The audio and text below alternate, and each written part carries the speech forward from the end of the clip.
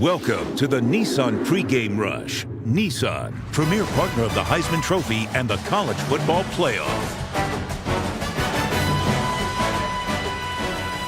Temperatures in the mid-70s for this 104th Rose Bowl game. A sea of red. Oklahoma is officially crimson, just slightly darker. These programs have combined for almost 1,700 wins, 104 bowl games. Somehow, they've never met until today. The spot in the championship game on the line. Georgia trying to go home to Atlanta for the game next Monday. Oklahoma trying to get back there, win it for the first time since 2000. The Sooners have won 23 of the last 24 games. Georgia, coming off the SEC championship, their first in a dozen years. Sooners slight underdogs in this game. And here they come.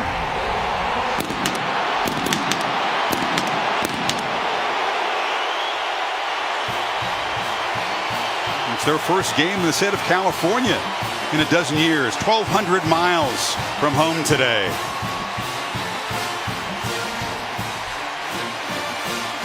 Georgia has traveled 2,000 miles, longer than all their other road trips this year combined.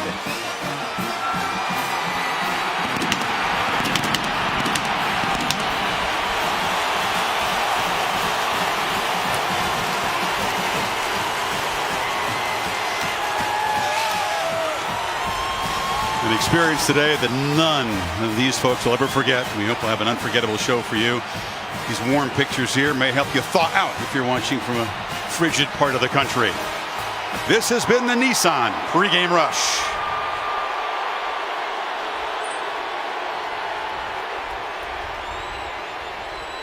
Captains on both sides ready for the coin toss. Baker Mayfield, and standing next to him is his blind side protector, big number 78, Orlando Brown. Defense represented by a couple of seniors, Stephen Parker, the safety, and their best pass rusher, Obo Okoronkwo. There's Sony Michel, part of that tandem Kirk talked about, number 1. And Roquan Smith, the Butkus Award winner. Nick Chubb out there as well, as is Isaiah Wynn. Jeff Easer in the ACC with the coin toss. Congratulations on a successful season and your selection to the College Football Playoffs semifinal game. My name is Jeff Easer, and this is Jim Heisen. We're with the Atlantic Coast Conference. It is my pleasure and honor to introduce our distinguished guests. First, the president of the Tournament of Roses, Mr. Lance Tibbett. Next, the Grand Marshal of the Tournament of Roses Parade, Gary Sinise. Gentlemen, the coin, please. Thank you. The coin has both sides, each team's logo. Oklahoma University on one side, Georgia Bulldogs on the other side. The winner of the coin toss will be determined by whichever side is flipped forward on the ground face up. Here we go. Oklahoma, you won the toss. Oklahoma's won the toss and they've deferred. Georgia wants the ball. Which way you want to kick? Which way? This way? Face each other. Sooners haven't had very good luck this season on coin tosses. They rarely have won them. They do this time and defer. Joined by Maria Taylor and Tom Rinaldi in the sidelines. Here's Maria with Kirby Smart. Good afternoon, Chris. All right, Kirby, you said the biggest part of this game is managing anxiety and emotions as the initial seconds tick off the clock. What will be an indicator your team's ready to go? I don't think you can tell who's ready to go from the few seconds we've got left. I know both teams are prepared. It's been a long preparation. We're excited and ready to go. All right, thanks for your time, Coach. Now we go over to the Oklahoma sideline with Tom Rinaldi. Maria, we talked all week about Baker Mayfield and the flu and the cold that he's fought since the Sooners arrived here in Southern California. Speaking with him on the field during pregame warm-ups, he characterized his energy and his voice on a scale of 1 to 10 as a 12. The voice could be important. When you watch the Sooners play, you'll often see Mayfield go up and down the line to make checks and change plays. He'll need a full voice in order to do that. He let out a loud yell, Chris, as if to prove that he'd be more than capable. Something to keep an eye on as we see him typically get his group juiced, Chris. It is, Tom. That was Riley's principal concern. Would his quarterback have full voice in his team's Kirk like he does?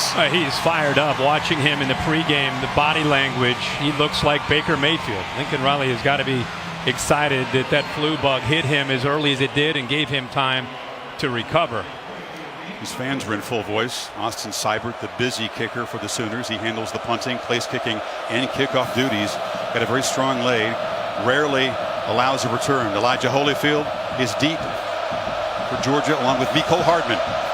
Here we go. The playoff semifinal. Rose Bowl number 104.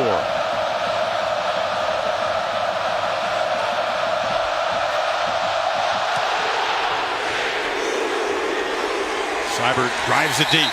A touchback. And so we'll see Jake Fromm, who showed his poise and his talent as a Little League World Series star back at Williamsport. 12 years old, and he one of those guys in a Little League World Series that just did it all. Made plays in the field, was a pitcher, hit home runs, and I think that poise early in his career as an athlete has really carried over throughout his high school career, and now, of course, in the early part of his career in Athens as a true freshman. His first career start in South Bend, night game, prime time under the lights, and of course got a win. And I think from there this team has really just fed off of his leadership. The senior Nick Chubb is the tailback to the left of Fromm. They fake it to him, and Fromm throws on the first play, and it's complete. And off and running is Javon Wims, and the talented receiver out near midfield. These are Chick-fil-A impact players. Chick-fil-A impact players, you got to start with the running game, but as Oklahoma's worried about Nick Chubb, it's Javon Wims, our other impact player. Okoronkwo is going to provide the pass rush, and Kenneth Murray, number 9 in the middle, another true freshman playing, has got to be physical against this run. We talked about Georgia having opportunities to throw with Oklahoma concerned in the run game. Coming again on the second play. Ball comes out. It's ruled incomplete. That was in and out of the hands of Wims as Trey Norwood, the true freshman, was defending. Wims, a terrific blocker who was shut out in the SEC championship game by Auburn in the Bulldogs win, but already on the board with 21 yards the first catch here. Everybody, I think, looked at this matchup and thought, boy, the physicality, the running game of Nick Chubb and Sonny Michel against an Oklahoma defense. How are they going to match up with that? And I think Oklahoma got so tired of hearing about it. They're determined to load that line of scrimmage and force Jake Fromm to throw, especially in the early going, which I think Jake Fromm welcomes. 2nd and 10. Chubb's first carry into heavy traffic in the middle. The 225-pounder who's second only to Herschel Walker in terms of career yards in the SEC.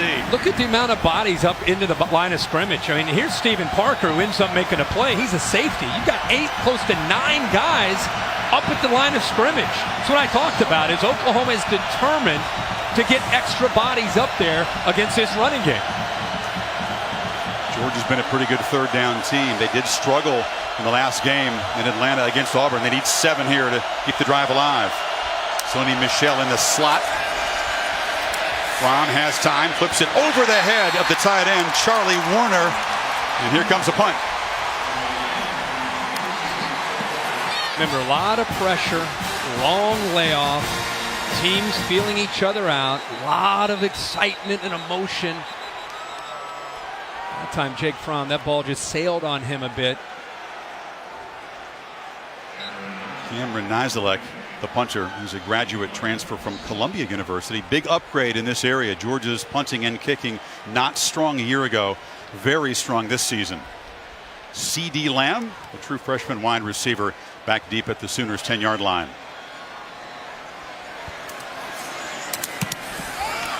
Nizelek boots it right up and over the head of Lamb, and it's a touchback.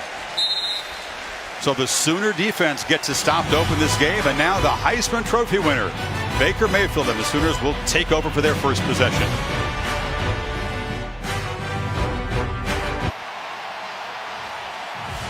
Baker Mayfield finally taking the field here after a 30-day layoff. You can see a chance to join Colt McCoy, is only the 2nd quarterback. A rival school is leading the nation in completion percentage, 71% coming into tonight.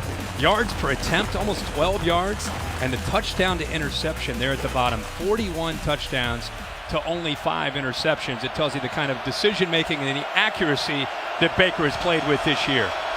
He's seen it all. Can Georgia possibly confuse him today? It's a first down handoff and right into the teeth of that Bulldogs front. Jonathan Ledbetter got there in a hurry. Well, what a great battle up front. I mentioned Oklahoma's offensive line. All 5 returned from last year. And this will be their most physical challenge that they have faced with Georgia in this front 3 that they play with, their defensive linemen. Fake it to Anderson. Mayfield rolls out, flips it over the middle, and the catch is made by Dimitri Flowers, the H-back, with first down yardage to the 36. He is a weapon in this offense. Yeah, he sure is, and that's where they like to get him. We showed that in the open, how he sneaks behind those linebackers off of play action. This is where Baker Mayfield can really crank it up. If they make a first down, expect tempo. Play action across the middle. Flowers again, rumbling into Georgia territory. And in a place devoted to Flowers, Dimitri making an impact early. Oklahoma is taking advantage of an aggressive Georgia defense. Coming downhill, great job of being on front of that with the play action pass. Playing at warp speed, first down, another throw across the middle, and that's Mark Andrews, the tight end, who makes the catch at the 30, but there is a flag down where the offensive line was blocking. Personal foul, hands to the face, defense, number 52, 15-yard penalty, first down. Well, they get Tyler Clark, the defensive tackle. They'll tack that on to the gain. Yeah, they write Oklahoma right now. This is who they are. They're the aggressor. See, it happens right here. Gets his hands up into the face. Samaya pushing him, and officials on top of that call. So in 4 plays, the Sooners have moved into the red zone where they have been very, very efficient, but the Dogs defense has been stout down here. This is right here's their target, and they get down in this area. It's Anderson in the flat, and Rodney Anderson knocked down after a very short gain. All these Sooner backs are very natural, gifted receivers. I think the versatility, the physicality of how they run, but the soft hands out of the backfield. And in Lincoln Riley's system, he demands that from his running backs. It's not just about running the ball. I think Dimitri Flowers is a great example of being so versatile. He can block, he can run, he can catch the ball. Keep in mind, Mark Andrews, again, there at the slot at the bottom, is a dangerous weapon in a tough matchup down in this area. 2nd and 8. Play action, flip to the end zone, touchdown! The Sooners strike quickly. Marquise Hollywood Brown.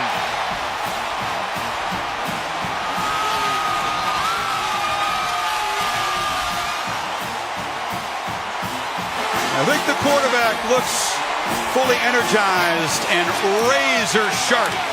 4 for 4 on an 80-yard touchdown drive. It's exactly how Baker Mayfield and Oklahoma wanted to start the game. Defense gets Georgia off the field. The Sooners get the ball and go right down the field and put it on the board. Seibert adds the conversion. Wow, what a start. Yeah, a little bit of a miscommunication. Watch how he doesn't reroute him to the right. Nobody puts his hands on Brown. Nothing at all to slow him down. The corner, Baker, didn't do anything. Watch how he didn't get his hands on him. Makes it easy to be able to get behind him. The safety's late in coming over, and Baker puts it right on the money for the touchdown. And it's hooray for Hollywood as the Sooners strike quickly. The Rose Bowl game, presented by Northwestern Mutual, is brought to you by AT&T, the all-new Accord from Honda, and Taco Bell, where you can experience the power of the dollar. Gary Sinise, the parade Grand Marshal, does tremendous charity work for veterans, particularly wounded warriors. The Grand Marshal, this parade watched around the globe. Meanwhile, here in the Rose Bowl game, Oklahoma has scored an opening touchdown for the 8th time this season, moving it right down the field. 6 plays, 80 yards. Mayfield to Brown. Here will the Bulldogs and young Jake Fromm answer. Seibert, another deep driving boot out of the end zone. Kirk, today's planning for success brought to you by Northwestern Mutual. Georgia's plan tonight, we got to keep being able to put this Oklahoma defense, keep them honest with Jake Fromm's arm, keep staying balanced. And defensively, they got to get Baker Mayfield into some obvious passing situations. For Oklahoma, it's a balanced attack, as you'll see that play out. So far, they're really throwing the football. And then defensively, which they did a very good job of, matching the physicality at the line of scrimmage against the Georgia running game. Fromm had a completion, a drop, and an overthrow on his first possession. Chubb on the toss into traffic. They get a good block on the edge, and Chubb turning for a first down, running through tackles out near midfield. Big Isaiah Wynn, the tackle, sprung him. Boy, what a great block on the outside. Watch that physicality by Miles McKinney right there, opened up the edge. They want to get the ball on the perimeter. And that was a couple great blocks on the edge there that were able to spring Nick Chubb loose. 25-yard chunk for the senior. A timeless play, the Georgia toss sweep, isn't it? Chubb's got it again, this time flying up with Stephen Parker, the safety, to meet him after a 1-yard gain. And I don't think Mike Stoops, the defensive coordinator from Oklahoma, I mean, you talked earlier about how this is a team that starts to they find a way to get a chip on their shoulder no matter who they're playing. And I think doing a lot of interviews and being asked a lot about how do you match up with that physicality, I think Mike Stoops has his defense really buying into taking away that running game and trying to match up front. First carry for Sony Michel, who cuts it back in the clear. Michel barrels down inside the Oklahoma 30, and already this Georgia tandem flexing. They're doing a good job of these receivers being able to get blocks on the outside. Watch the timing with Michel here. Just finds the crease, and look at downfield blocking there by Godwin. Will not let the young corner Trey Norwood off of him. And this is what I'm talking about with Chubb, more physical, and then you deal with Michel, different change of pace and a much different kind of acceleration. He's still pretty physical though, isn't he, Sony? Closing in on 1,000 yards. They fake it to him, and now Fromm, a first down throw. Again, it's high, this time brought in by the tight end Charlie Warner, the sophomore, with his 7th catch of the season. Caleb Kelly tackled him. Doing a good job of giving him time to throw. I think, again, early down play action pass with Jake Fromm. Think about being a young, true freshman quarterback. He's played with tremendous poise all year long, being a good complement to that running game. Still, I think, settling in here to find his rhythm throwing the ball. They fake it to Michel. Fromm, look downfield, now checks down, delivers a strike, complete for a first down to Wims inside the 15. So Wims, the senior from Miami, who grew up mainly a basketball player, making a big impact here already. And another good job of using the play action, getting the linebackers up. And when you get the linebackers up, it makes it easier to be able to throw the ball behind them. You see Beal 14 trying to get back into position. But I'll be honest, I think Fromm was even late, but because the linebackers were up front at the line of scrimmage, he's still able to squeeze it in there. Take it to Michel again. Fromm looked over the middle, now dumps it down, caught, touchdown, Michel out of the backfield, and the Dogs answer quickly.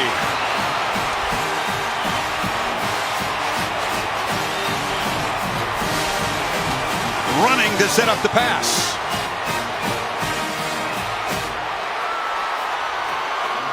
Great job of mixing up the plays on that drive by Jim Chaney, the offensive coordinator. You saw some running from Chubb and Michel, and you saw the danger of the play action pass off of it. Rodrigo Blankenship, kicker awarded the scholarship the day before, kicked the game winner at Notre Dame, on for the conversion. So the Sooners, a 6-play touchdown drive. The Dogs answer with one of their own.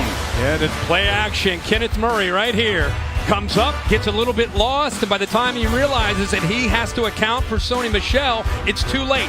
He slides out of the backfield, does a good job on his play fake. See the late reaction, and again, a great job by Chaney of mixing up the play calling on that drive. Michel's first touchdown reception of the season, even at 7. Aerial coverage provided by Goodyear, official sponsor of the Rose Bowl game, committed to honoring blimp-worthy athletes who demonstrate hard work on and off the field. Pair of 6-play touchdown drives and 2 13-yard touchdown passes, and we are even. Good start here in Pasadena, the first of 2 playoff semifinal games on New Year's Day.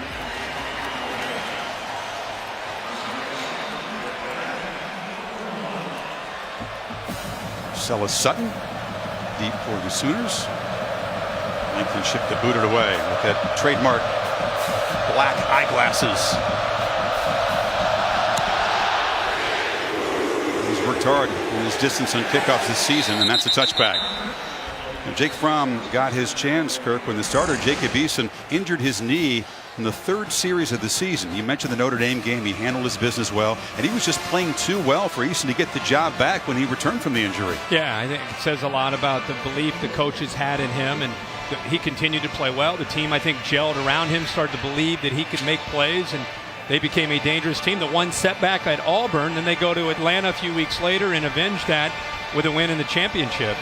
Baker's numbers are just silly. More than 15,000 total yards coming in between his brief career at Texas Tech and his years in Norman. What a brilliant career that he's had as the quarterback for the team that he grew up loving and dreaming to play for, the Oklahoma Sooners. Two-time walk-on to Heisman Trophy winner. 4 for 4 in the Sooners' opening drive. Slinging out of the backfield. And this is the very fleet Marquise Brown around the edge. Picks up about 9, driven out by Dominic Sanders, the veteran safety. Kind of an extension of their running game. You know, you see a lot of the jet sweep, a lot around college football, but with Oklahoma, not only are they going to hand it to him, if you're not going to respect it, and you leave a guy like Brown out in the flat who's got a little bit of space, they're going to flip it out there and pick up 9 yards.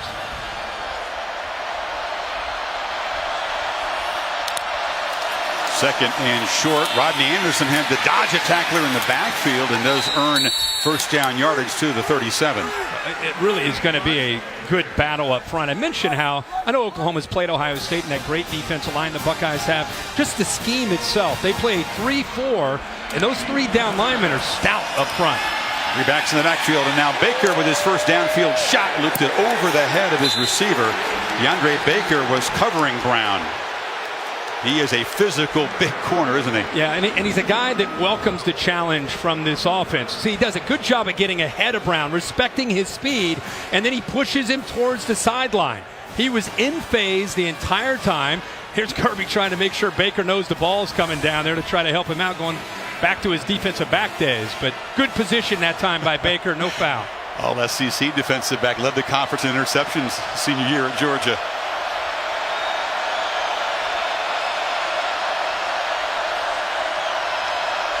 Second and 10. Baker just turns and looks at Anderson. There was some kind of deception there. Anderson off and running a stiff arm into Georgia territory, and Rodney Anderson rumbles down in the red zone. A huge game with a funky start to it. Yeah, funky start. Watch the block by the big fella, Brown. He takes out one guy, he takes out another guy, and I'll tell you, Rodney Anderson is just slippery. Physical runner at 220 pounds. He got 45 yards. He's got it again. Makes a cut. Barrels down inside the 10.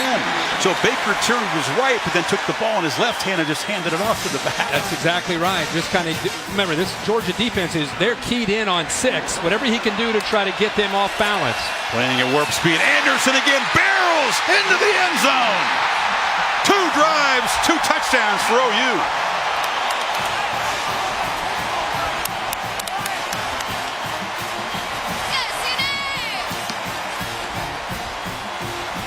This is a defense, Kirk, that allowed an average of 13 a game. OU's got 14 in 2 possessions. And they've had 2 drives of 6 plays that have resulted in touchdowns. So much for Baker Mayfield and the flu bug. And 45-yard run by Anderson that set up his touchdown, the longest rushing play the Dogs have allowed this season.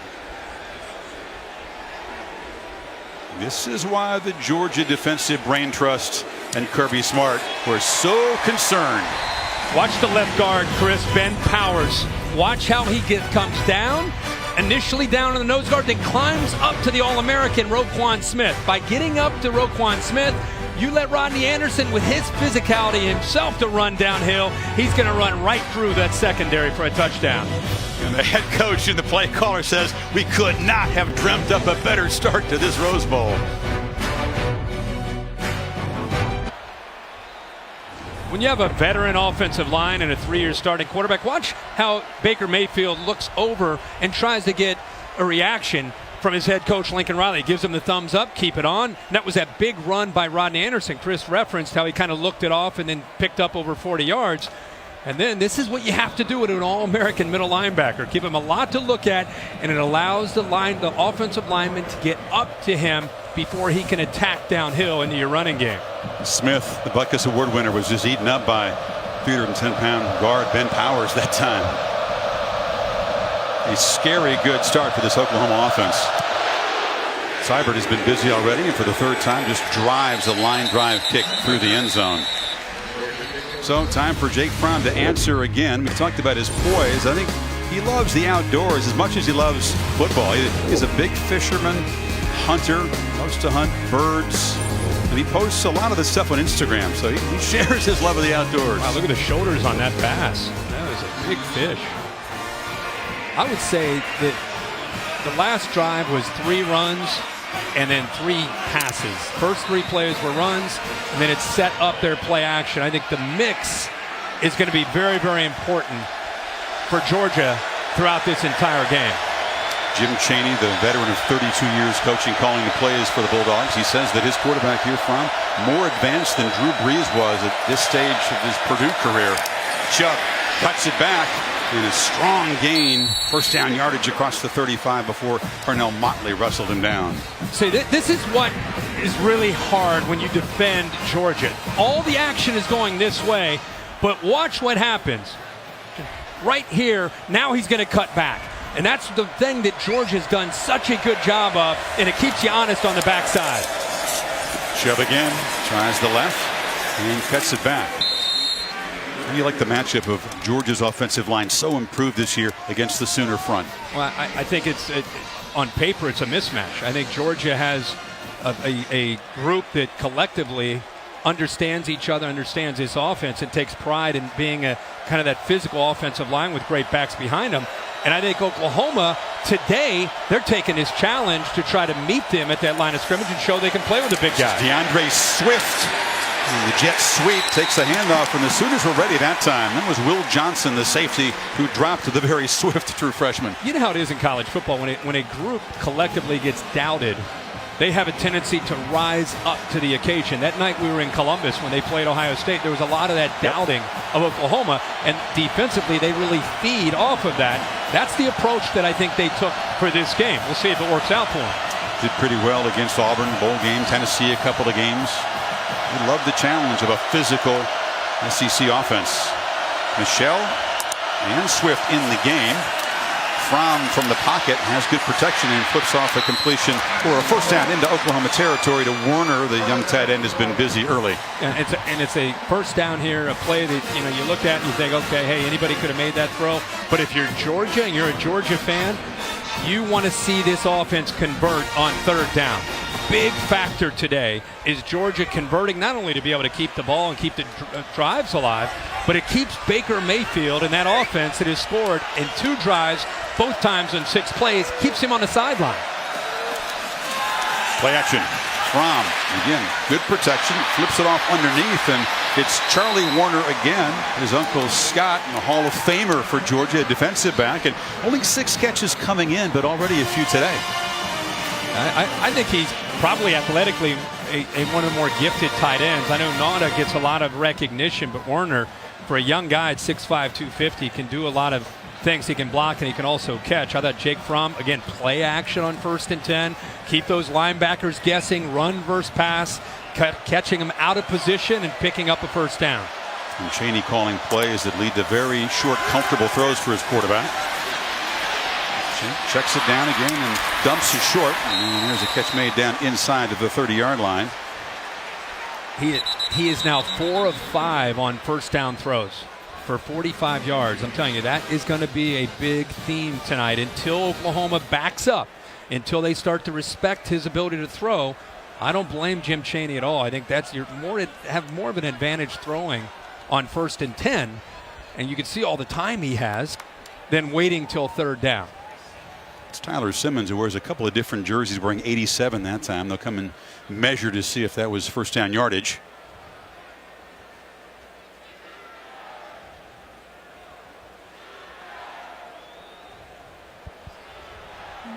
just about a few inches away on second down now. Dogs don't typically get in a lot of shootouts, but this one has developed in the first quarter. Kirby's look at him over there. He's I mean, sweating it, isn't he? Yeah, I mean, he's happy that Jake Fromm and the offense have maybe found some answers and they're coming back, but he is still trying to talk to that defense. Guys, first 2 times, okay, this is what they're doing. You got to try to make some adjustments and just settle in. Get a stop. Get some confidence on that side of the ball. This Georgia offense looks plenty confident. It's Chubb behind the physical fullback Christian Payne. See if they take a shot, needing just a few inches here on second down. Yep, they misfire. They want to make it 2nd and 5 now. Yeah, Baker, the left guard. Ball start, offense, number 65, 5-yard penalty, 2nd down. Junior out of Atlanta has improved a lot this year. Plays hard, but a little over-eager that time. Yeah, Jim Chaney telling us last night, of all of the guys up front, that Baker's probably improved the most. It was one of their bigger question marks when they moved Isaiah Wynn out to left tackle. This Chaney, who also is the quarterback coach.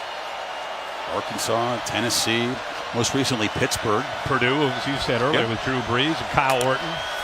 Chubb in the ball game. They flip it near side. And this is Terry Godwin who makes his first catch, driven out right at the line of scrimmage by Carnell Motley. Is only 175, but played physical that time. That's the run-pass option that's been a bigger part of this offense, and that gives the quarterback a decision to make. If you want to run it, you run it. And if not, if you think you can get the ball to the outside, flip it out there. Goes back to his baseball days, like a sidearm, just a quick pitch out there to try to give you a better chance, but Oklahoma defends it pretty well.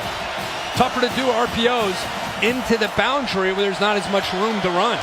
Dogs need 5 on 3rd down. They're in fringe field goal range for Blankenship at the moment. Here's the best pass rusher for the Sooners, Okoronkwo. They haven't pressured Fromm yet. This time he backpedals. They affect the throw. Flips it to Michelle, but the Sooners are all over the running back there.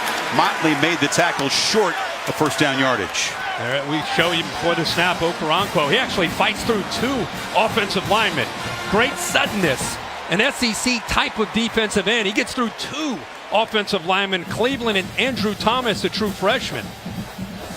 And he didn't get to him for the sack, but he forces him to have to throw the ball earlier than he wanted to and allows the defense to rally to the ball.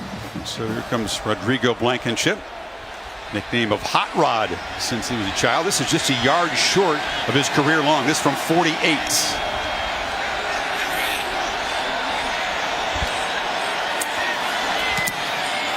Drives it, but it drifts and misses wide left. So the Dogs' 8-play, 44-yard drive comes up empty. He just hooked it.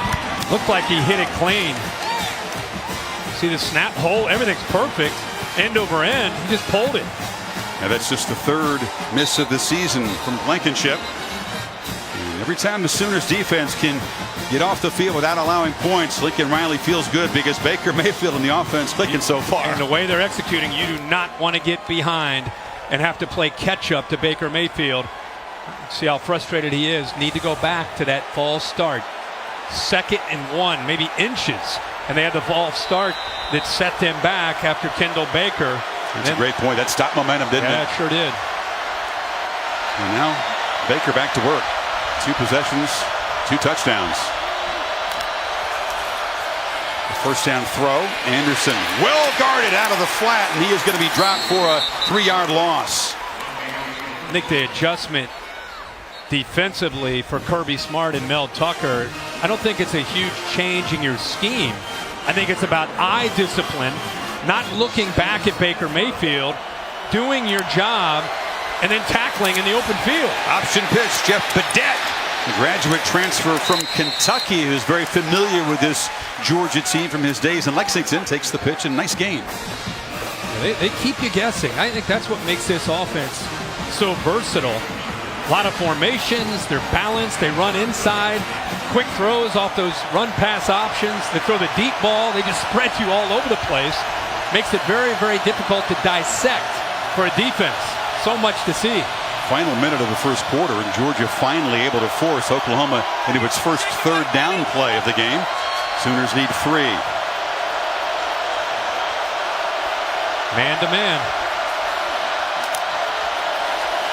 Mayfield looks left, delivers a strike, and that's Brown beating man coverage out near midfield. CeeDee Lamb, check it, the true freshman with his first catch. Yeah, CeeDee Lamb is a guy that I think has a chance to have a big game today. He's a true freshman.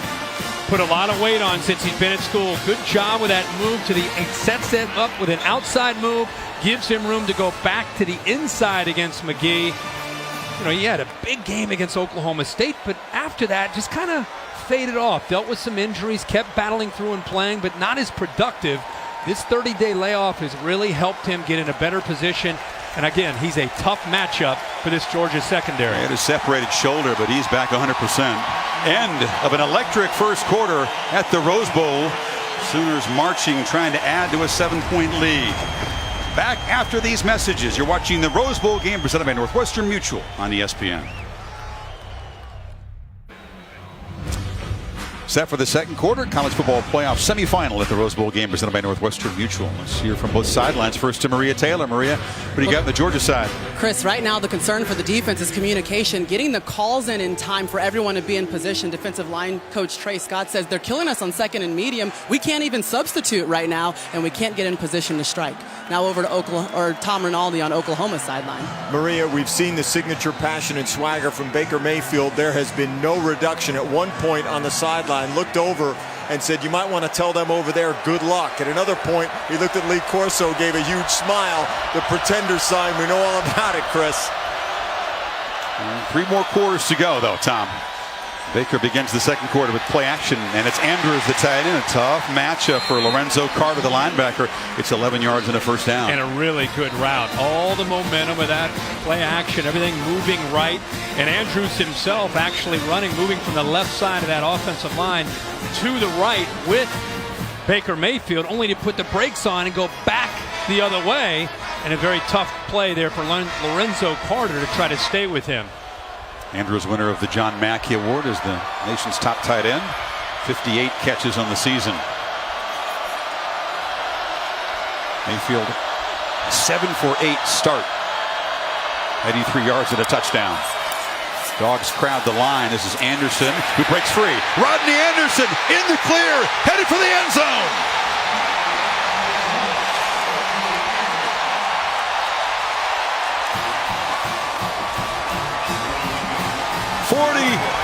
Yards. You said it, Kirk. This offense about a lot more than number 6.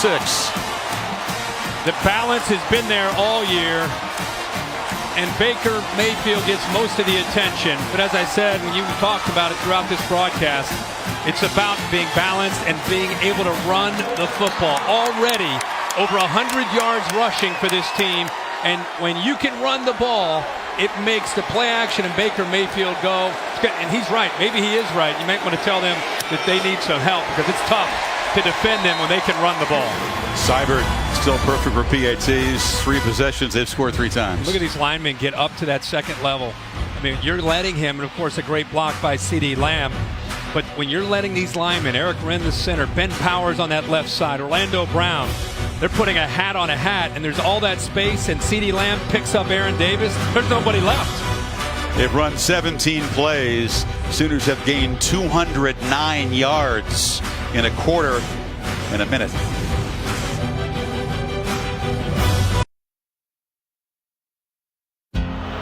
Happy New Year, everyone. Dick Enberg, and I'm privileged to be here. My first Rose Bowl game. 1:38 left. White.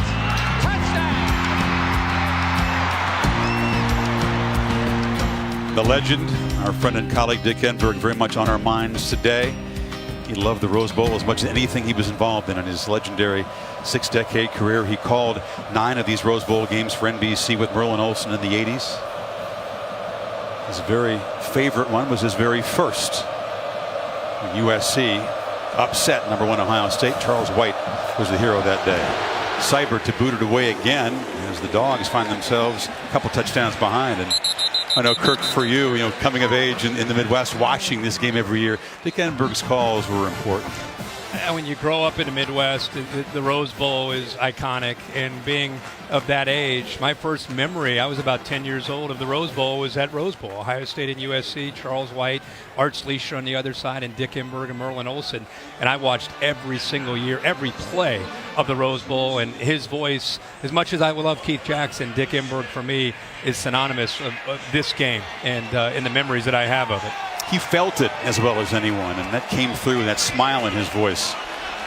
And as Dick would say, oh my, what a start for the Sooners offense and Baker Mayfield. From Georgia back to work, and Sony Michel breaks free. Michel in the clear, a foot race. What an answer from Georgia. 75 yards.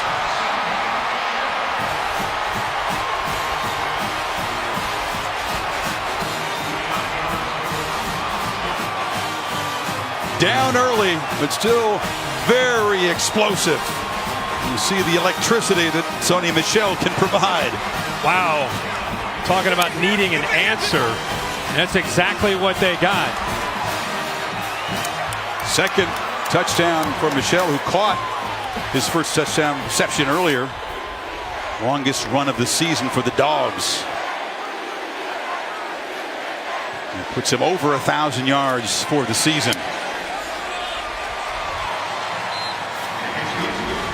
Chris, what a mistake here by the freshman Kenneth Murray. He's in the middle. You're going to see motion. Watch his reaction. He takes himself right out of the play. You have a defensive back responding, also the linebacker. There's nobody left. Great job by the right side of that offensive line. Thomas and Cleveland, they collapsed down. But what made it so much easier is that Kenneth Murray saw that jet action. Watch how he reacts to that. Two defenders at corner, Trey Norwood, the middle linebacker, Kenneth Murray, both go with him. They bust, and by that bust, it creates a huge space. All that was left there was the defensive lineman, who Sony Michel easily shakes, and then a poor angle there by Will Johnson. And there's the speed from Sony Michel. Young number 91, Dylan Famatu. That was a mismatch in space with Sony. Yeah. So Georgia not behind by 2 touchdowns for long, a one-play touchdown drive. And Michel and Chubb, the roommates, best friends, bowling buddies, both making an impact already today. Well, the last thing you can do against Baker Mayfield when he's off to this kind of start is get too far behind. So that, we were talking at the break, how important it would be for Georgia to answer, only to do it there in just one play. Blankenship boots it high. But Dett will let it bounce in the end zone. Well, after this developing classic concludes in Pasadena, it's off to New Orleans, the second college football playoff semifinal. Alabama, the number 4 seed, and the defending champs, top seeds Clemson, square off in the All-State Sugar Bowl in the Superdome. Your take on that game, Mr. Herbstreit? You're allowed to make a pick on that game. Yeah, sure. I picked Clemson in a close one. I think Kelly Bryant can make a play or two late in that game with his arm to be able to win that football game. I think it's going to be a very low-scoring game. How about Georgia? 7 games this year, they didn't allow 116 yards rushing in 7 games.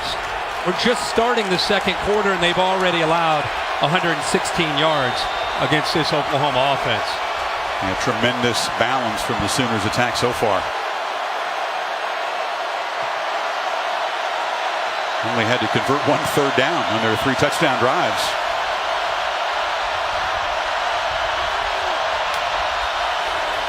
Mayfield looks downfield, now fires over the middle. Andrews, the tight end, goes up and makes a leaping catch into Georgia territory. He was wide open. Watch the eyes of Baker Mayfield move the linebacker right here. See his eyes looking to the left, moves the linebacker, and then goes right over top of Reggie Carter. I'm telling you, Baker Mayfield is a master of being comfortable in the pocket, moving safeties and linebackers, and then knowing that he's going to come back and make the throw, and he puts it up high where Mark Andrews, the big tight end, can go up and make a play. Third catch for the leading receiver in this Oklahoma team. 29 yards that time.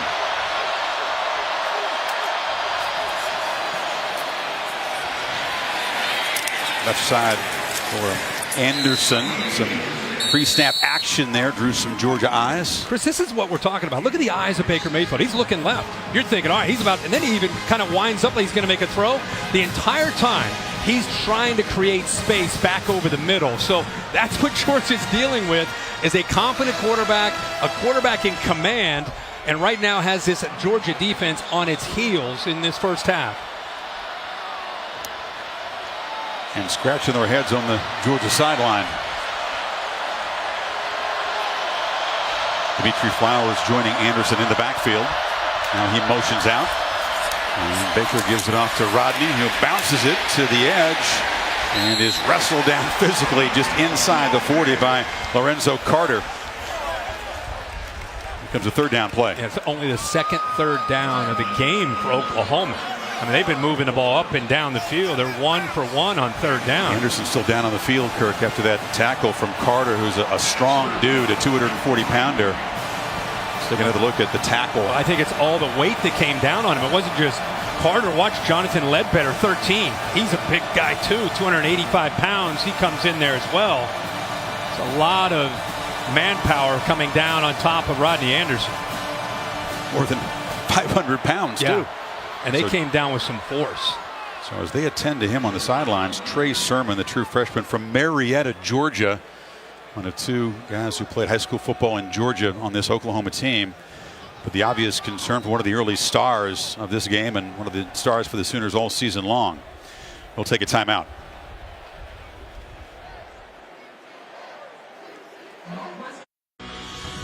The Rose Bowl game, presented by Northwestern Mutual, is brought to you by Gatorade Thirst Quencher, the proven sports fuel. IBM, you powered by data, knowledge, insight. That's you to the power of IBM. Nissan, premier partner of the Heisman Trophy. And the Capital One Venture Card. Earn unlimited double miles on every purchase every day. A good 10, helping the Dogs. Defense can hunker down here on third down. 4-year-old traveled out in style on the Trustees charter plane. This is the farthest they've ever been from home, for sure. So Trey Sermon, number 4, is in the game, as is Andrews in the backfield along with Flowers, and Baker Mayfield keeps it. Quarterback keeper around the right end. Terrific design on the play. Easy first down inside the 30. Diamond formation. You see Flowers and the big tight end Mark Andrews. They're just going to lead their way, try to seal the edge, fake in here, and then you get him to the outside. This defense is so worried about the running backs. Scouting report tells you that Baker Mayfield, even though he's athletic, doesn't run the ball all that much. They save him for key moments just like that on third down.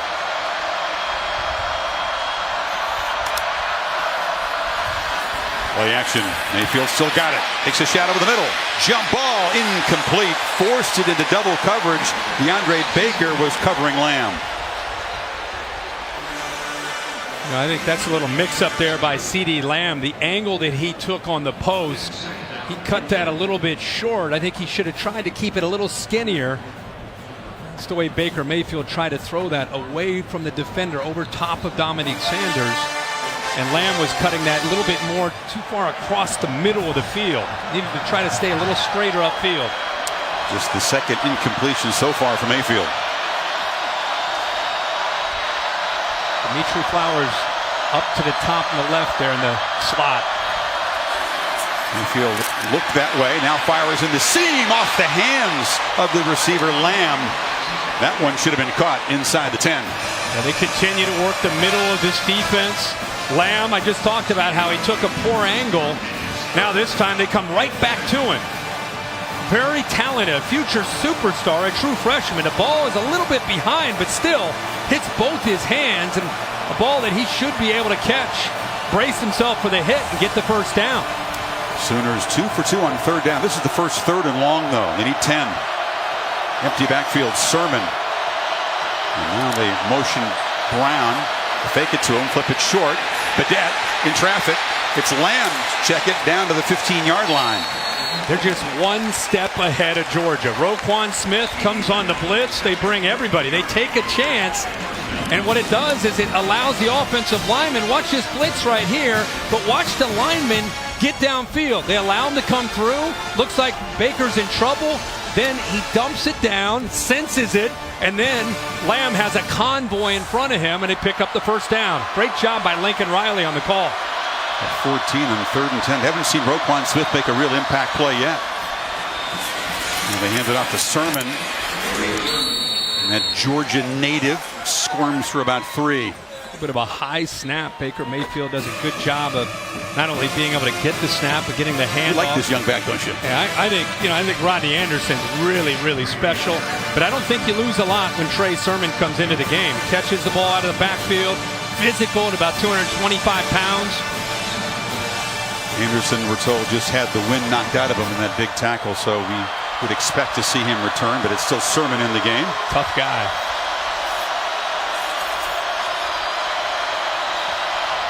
Sanders back in the red zone one more time.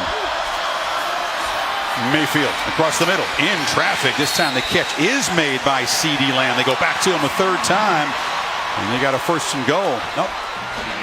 Now they're saying it's incomplete. Did not hold the ball long enough. Boy, Baker Mayfield, you talk about trying to squeeze it into a tight window, and he keeps going back to number 9. This entire drive, it's been Baker Mayfield looking for CeeDee Lamb.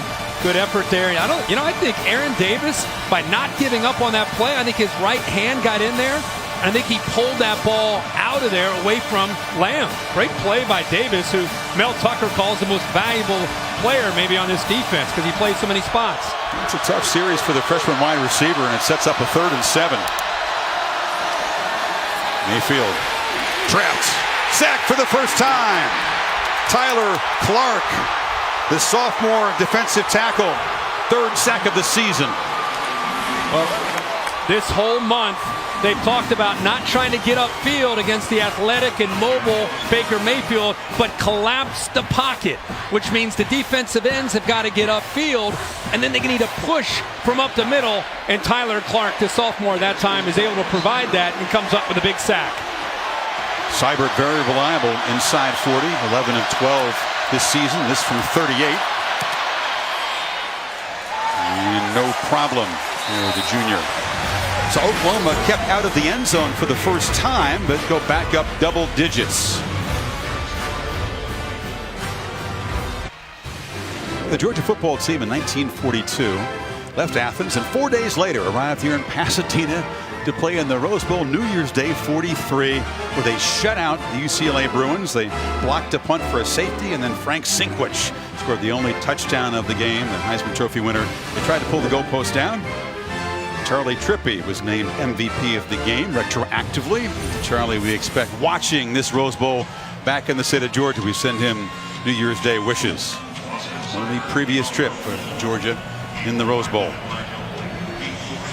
That's changed since 1943, a 4-day journey from Georgia on a train, huh? I love seeing that old footage of these games that have been played here. The trip home is better after a win. Yeah. Just the first kickoff opportunity for Mecole Hardman. Brings it out, slips a tackle, still going. Hardman, a dangerous returner out at the 35. A flag does come down late in the return. You don't want to give him too many chances, and Seibert's been able to knock the first kickoffs through the end zone. That time, before he had a chance. During the return, illegal block in the back. Receiving team number 24. 10-yard penalty. First down.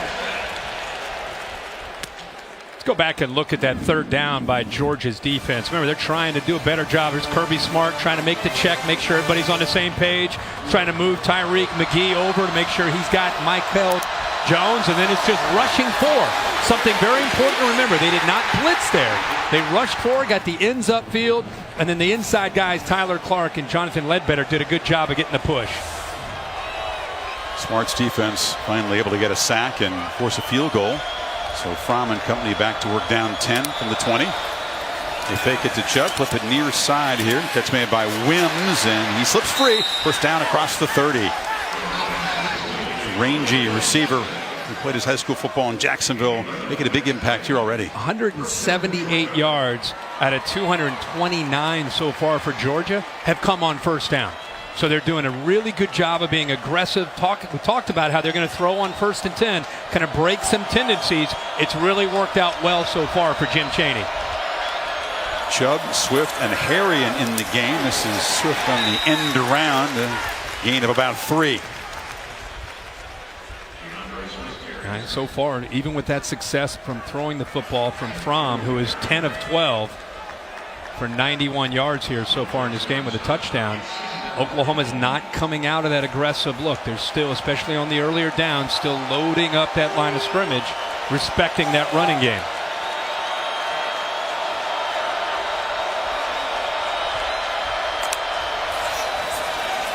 Fromm from the pocket, throws far side, and that breaks the string of 9 consecutive completions intended for Riley Ridley. Not a Georgia team, Kirk, that's used to being behind. They've only played 1 close game this season. That was against Notre Dame, so no panic from this group. But there's some urgency when you face an offense as good as Oklahoma's, isn't there? Well, yeah, without a doubt. I mean, they had some testing games against Auburn, obviously. But this is a team that I think has belief in who they are and the system that they have. But as I talked about with Baker Mayfield, it's like giving somebody a head start in a 100-meter race. You don't want to give them too big of a lead. Right now, they're already up 10. Sooners don't rush. Only a 3-man rush on 3rd down, and it's incomplete. That was not an accurate throw. It was behind Michelle, and it's 4th down. Well, Michelle kind of looked over his shoulder, looking over to look at the defense as he goes on his route here, and you can see him kind of look over to make sure just to where that defense is. He starts to slide and move to the outside, and he just happened to move at the wrong time, right as Jake Fromm was throwing it, where he was set up to catch that football. Cameron Nislek on the punt. CeeDee Lamb standing at the Sooners 25.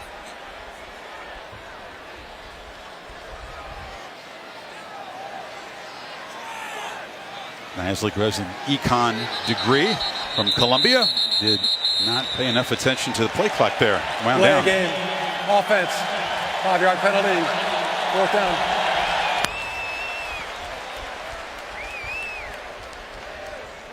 Nislek, who moved to Athens from New York January 2nd, 2017. It's almost a year ago to the day. Said he wanted to continue his punting career. Good choice, Georgia. Ended up in the Rose Bowl here.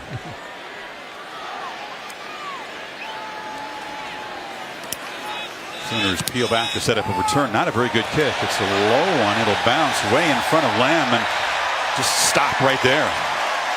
So Mayfield already white hot to start this game. Gets good field position as the Sooners go back to work up 10. Just a 30-yard punt. And welcome back to the Rose Bowl.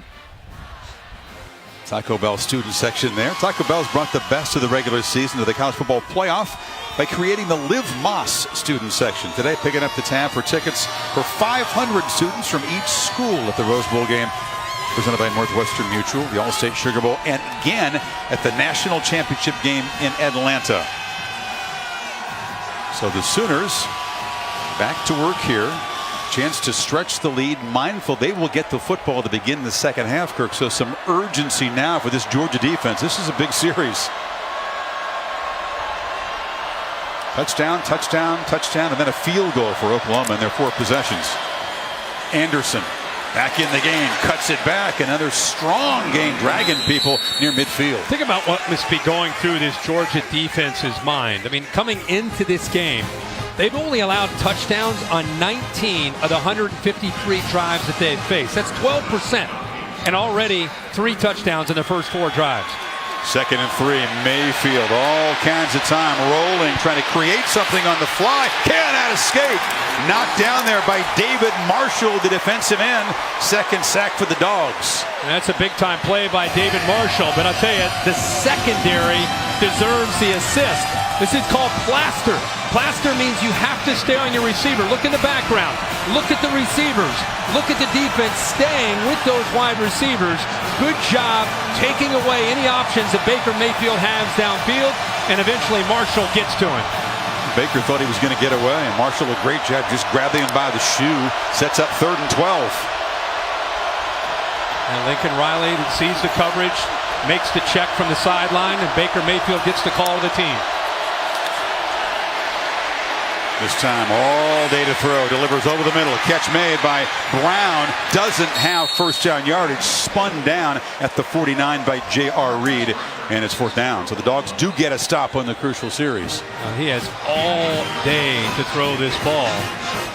Good job of giving him time. He worked to his second, to his third, to his fourth option until eventually he finds Brown. Give Georgia's defense credit for once again getting Oklahoma off the field. They finally force a punt. The first by Seibert. Once again, I mean, keeping him out of the end zone. Yeah. The last drive I felt like was a win. They held him to a field goal. I get your point. Yeah. Seibert trying to pin Fromm and the Dogs deep. It's a long boot. Just gets up in the jet stream and lands at the 1 and perfectly bounces backwards. You cannot do it better than that. Out at the 2. Skill and maybe a little luck from the punter as well, huh? Wow. That was beautiful. Not only the location, putting it in that corner, but the ball bounces back to the right. That is exceptional. AT&T pylon cam gives you a view. The ball bounced at 4 feet from the end zone and then spun backwards. How rare is it to see a punter / kicker being able to do both? You just don't see that anymore. He takes great pride in doing all 3. Kicks off as well. He's punted a lot fewer times than he's kicked off because OU's offense has been so productive. So now Fromm and the Dogs backed up. Chubb lined up 6 yards deep in the end zone. Takes the handoff and a quick burst. Chubb breaks free. Gets the edge. Nick Chubb rumbling. Churning out near midfield. Parnell Motley saved the touchdown. Georgia backed up no more. Watch Kenneth Murray, the middle linebacker, take a wrong angle. He's going to follow this double team, but the linebacker in the middle takes the wrong angle. He busts a gap, and it allows Nick Chubb to be able to get right through there in a poor angle. Watch, Kenneth Murray takes the wrong angle, and there's another defender, Will Johnson, the safety coming down, takes a bad angle himself, and just like that, they're out of their own shadow, their own end zone. Pressure and a sack on first down. Not fooled by the play action was the safety, Stephen Parker, who came flying in. That's the Sooners' first sack. Charlie Warner just didn't see him, the tight end, 89. He's right here, and here's where he's going to sneak in and come in. Watch 89. He's kind of looking around. He's got to be able to kick to the outside along with Sonny Michel. Somebody's got to pick him up. I think Stephen Parker was the most surprised of anybody that he came free and was able to get to Jake Fromm. We talked about Kenneth Murray, the true freshman. He plays fast and plays aggressive, but he's been out of position a couple times. Not just freshman quarterbacks, freshman middle linebackers under the gun today too. Fromm fires downfield. It's one of those back shoulder fades they throw so well, but that time Javon Wims could not beat the coverage of Trey Norwood. Trey Norwood, very, very fortunate. We keep saying the word true freshman, the 2 words true freshman, and here's another one. Norwood 13. A little hesitation, a little stop and go by Wims, and you could see the freshman never even knew the football was thrown. He was fortunate with the ball underthrown, the receiver coming back. A lot of times you'll see pass interference. Boy, Fromm loves that throw, executes it perfectly, has thrown it thousands of times in his life, and has a real feel for that play with Wims. Probably see that again. 3rd and 17. Good protection. They flip it off short. Michel trying to escape, but he's going to be spun down at midfield, well short of the first down. That time Murray wrapped him up. Not that Georgia's into moral victories, but considering where they were when they started this drive, they were starting at their own 2-yard line after that punt. You imagine if you have a 3 and out and you have to punt the ball from inside your own 2-yard line or inside your own 5-yard line. You're going to give the ball to Baker Mayfield probably in plus territory. So that big run, if nothing else, flips the field here and puts Oklahoma a little much deeper to start their drive. Good point. Nislett, who had a 30-yarder the last time, boots it high, and he'll try to pin Oklahoma back. And the third catch made by Lamb at the 10-yard line. So 3:28 until halftime. Sooners trying to add to the lead. Well, the leader of this team from Georgia's defense, Roquan Smith, we've just not called his name much at all tonight. You know, it's been a good mix of run and pass. When it's been run, you know, he's been picked up by linemen. When it's been pass, he's been lost in coverage at times. And I think he's the guy that's got to be able to get this defense going. He's got to start making plays. Much like Baker Mayfield provides the spark for Oklahoma, Roquan Smith has been that guy because he's made so many plays in the first Butkus winner that they've had in school history. Off to a little bit of a slow start. 113 tackles. He's a tackling machine. He's got 44 more than the next highest tackler on this defense. I think he's still trying to feel this offense out and figure it out. Sermon's in the game, and he's got the football, and he's got a crease. The freshman off and running. Gets a downfield block, barrels ahead, a physical finish to the run, and that fires up the OU sideline. Well, this is two backs in the backfield. Rodney Anderson goes in motion and leaves Sermon back there. Look at the two linemen up front. This is the counter play that Oklahoma runs all the time. Ben Powers and Orlando Brown lead him around. They do a good job of getting a hat on a hat, and that's how you finish a run. Sermon, who's from the state of Georgia, runs right through DeAndre Baker. 31-yard gain. Great job spelling Rodney Anderson. He's back in there now to the right, and he's got the football, and he's stopped at the line of scrimmage. And then last two plays, putting, again, a little bit of a change-up, putting both the backs back there together, Anderson and Sermon. And as it may not seem like a big deal, but when you're changing formations, it affects communication for the defense. So for Roquan Smith and the linebackers. Now you see Sermon check out. You see a wide receiver, Michael Jones, check in. Constantly making this Georgia defense have to communicate and adjust to the looks that Baker Mayfield and the offense is giving them. Three receivers to the right on 2nd and 9. Mayfield instead looks to the left and now scrambles across the middle, overshot Lamb, who was running free there. Remember what Kirby Smart told us? He said, look, we're very comfortable and confident that we can control the running game today. But if not, we're in trouble. It all starts with that, and they have not been able to control the running game. No, not at all. It's been a very balanced attack, 182 yards. Mel Tucker trying to find some answers. To me, it starts with that defensive line and how they can try to win at the line of scrimmage. You got to give Oklahoma a lot of credit. That's a real strength of theirs all year. 5 returning linemen from last year up front. They know each other inside and out to go along with Baker Mayfield as a 3-year starter quarterback. Play clock winding down on this 3rd and 9 play. It's a screen. Brown in the clear. The sprinter cuts back. Hollywood Brown slips down inside the 15. They're lucky he didn't find the end zone. That guy's the fastest Sooner. Yeah, kind of a mesh route. Watch the two receivers crossing each other underneath. And great block again by C.D. Lamb to give him more room to run. Playing fast after the big play. Lamb, after making the block, makes the catch and is bumped out. Marquise Brown, man from Hollywood, Florida, not Hollywood, California. That's how he got the nickname when he got here to Oklahoma. Boy, you see why Georgia's coaches kept saying, number 5 just scares us to death. Yeah, he can go by you for the deeper throw. He can catch a ball underneath on a 3rd down and make one guy miss and pick up another 30 or 40 yards. Incredible acceleration. And the Sooners make it a 17-point lead before halftime. 2nd and 4. Anderson slips a tackle, fights through, and is going to be wrestled down right near the marker. They'll spot him just short, and it'll be 3rd down. You gotta love how Baker Mayfield near the end of that.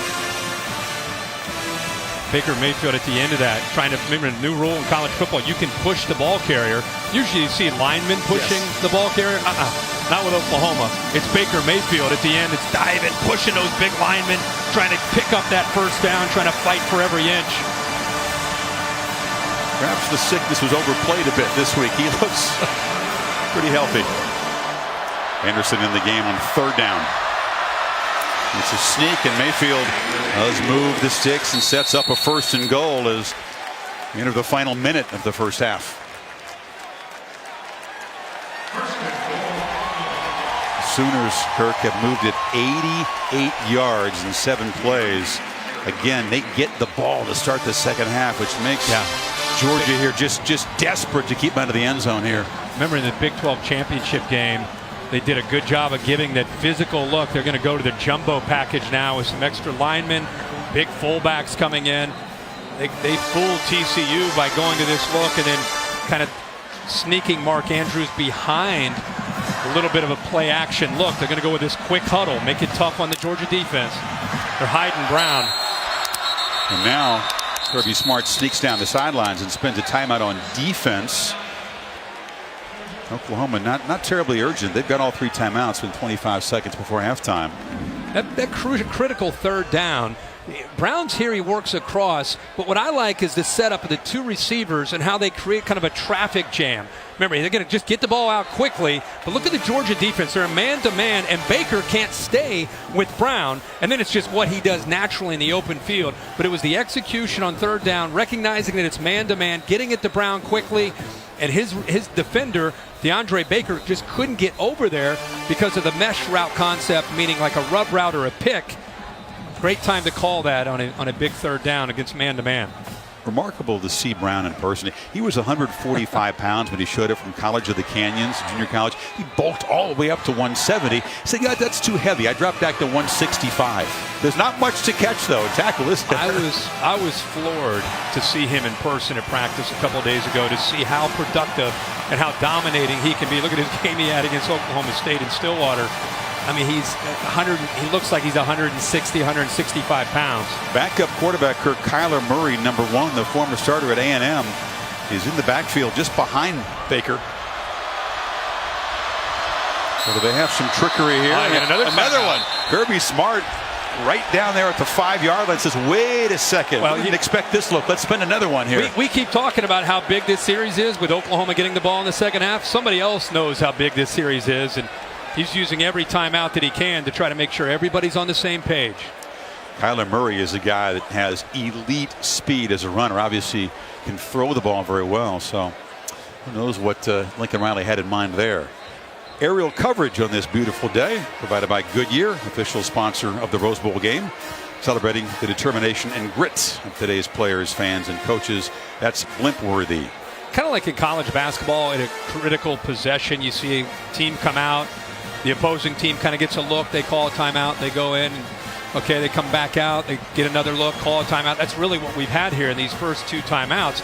Now Georgia has been able to communicate, hey, if they come out in this formation, we're expecting this. Be ready to do this. If the quarterback Murray's back there, hey, guys, we're going to expect this. So this time he's not back out there. Yeah, it's a much more conventional look. Murray not in the game. They got one more timeout to spend on defense if they want to. It's Flowers in the backfield. Penetration, and the Dogs come up with a huge play. It was Tyler Clark who's had a nice first half, and it's now Oklahoma that's going to have to spend a timeout. Rotating a lot of bodies up there. This is just quickness and slow off the ball by Oklahoma. Just shooting a gap here. He has good quickness at 300 pounds, and they're rotating a lot of bodies. I'll tell you, Oklahoma fortunate that the ball didn't come out. Look how quick Clark gets in there. And that's a different sort of position for Dimitri Flowers. He's played tailback in his career, but not often do you see him lined up in that position. Did well to hold on to it. You're right. I think earlier in his career he had to start against Iowa State because of some injuries, and he did pretty well, went over 100 yards. But this year he's kind of, he's playing H-back or a tight end, fullback type of thing. Kirby, the head coach, but he's very involved with everything defensive, trying to rally his guys. Ball back on the 6th, 2nd and goal. Sooners still have those 2 timeouts in 20 seconds. This is what a defensive-minded head coach prides himself on.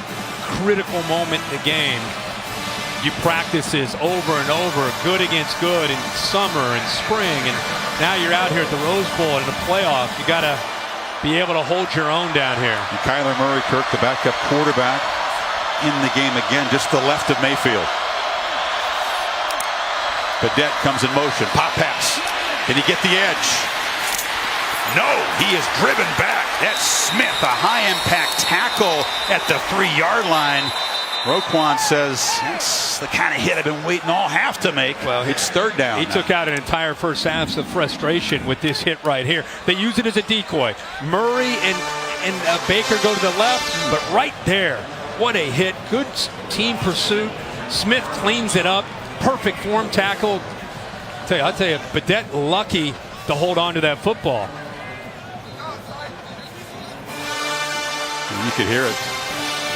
Cadet we mentioned comes from Kentucky, graduated there, transferred here for 1 season. Knows all about this defense. And the urgency, Kirk, and we knew Georgia had to feel down 10. Mayfield and company getting the ball to start the 3rd quarter. They've made a stand here from 1st and goal at the 2. Be really surprised if Lincoln Riley doesn't try to find the matchup with either Flowers or Andrews down in this area. They've got Flowers lined up as that tailback spot, and they go with their jumbo package with the extra tight ends and fullbacks. It's Lamb to the left, single formation, and Jordan Smallwood to the right, also getting man coverage. 3rd and goal.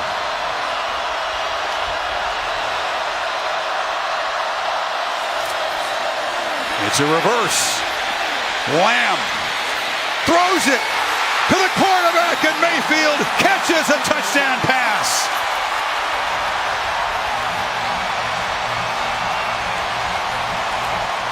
And goes sprinting down the field. Trickery from Riley, and the Sooners stretch the lead. Well, that put the Georgia defense in a bind. They knew that after the sweep and the handoff that the ball's probably going to try to come back to Baker Mayfield, and Roquan Smith actually was out there with him, DeAndre Baker, but at some point you got to go try to tackle Lamb, who's about to run into the end zone. So a 17-point lead. Lamb back to Mayfield. Yeah, Lamb's going to come here. Once Baker makes a sweep and he goes out here, watch Roquan Smith. He reads it. He instinctively feels, okay, I got to get out there. I got to get out there.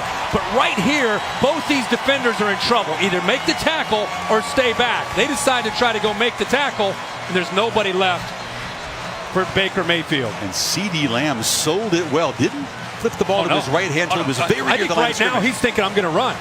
And then once they commit, then he just said, okay, you're just going to give it to me. I'll take it. He did a really good job of making that defense respect it.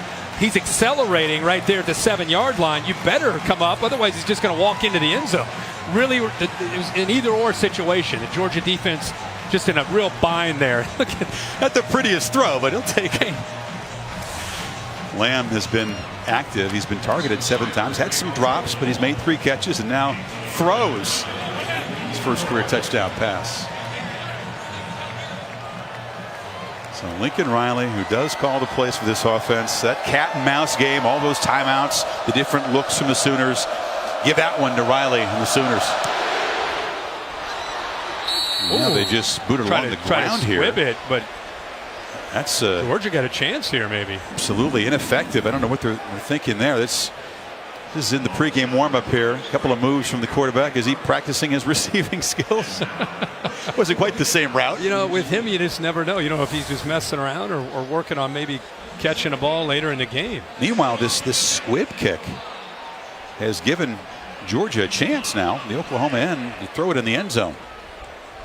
Perhaps take one shot down there, and they have a timeout to spare if they want to try to set up a field goal. Well, if they obviously it'd have to be a really quick throw with 5 seconds to go. Have that one timeout. They need to try to get about 17 yards to give Blankenship a decent shot. And Georgia's putting in some of their receivers. Looks like actually Mark Andrews is back. C.D. Lamb is back. Oklahoma's putting in a lot of their kind of almost like a hands team back deep to try to knock down a Hail Mary. Fromm rolls out. They do fire it short, and the catch is made.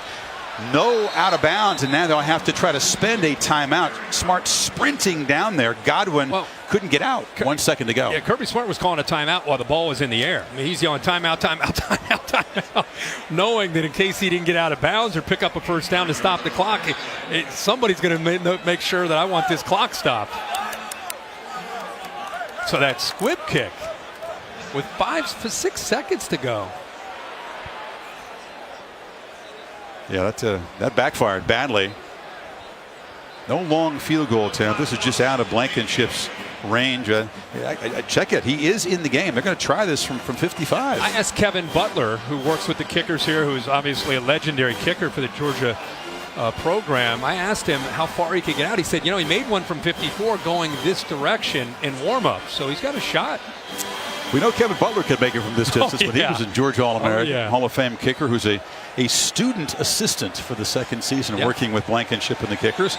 So 55 yards for Hot Rod. This would be a new career long to chip away at the lead before halftime.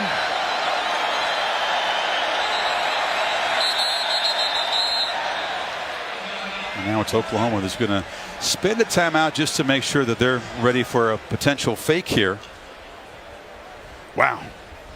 All the questions coming in. How would this high-powered Oklahoma offense, fast and furious, deal with all the speed of that SEC defense? And Mayfield and the Sooners touchdowns their first 3 possessions. The Dogs defense began to get some traction as the half went on, but that touchdown a moment ago puts Georgia in a 17-point hole. The last thing you want to do against Baker Mayfield is give them a fast start, because when you play catch-up, not only is it tough to do, it goes against really what your strength is as a team.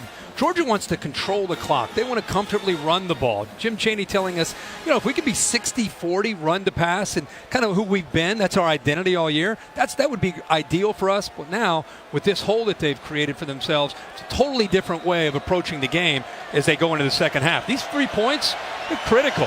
This would be huge going in at halftime for Georgia. Blankenship just missed earlier from 48. This by far the longest of his career.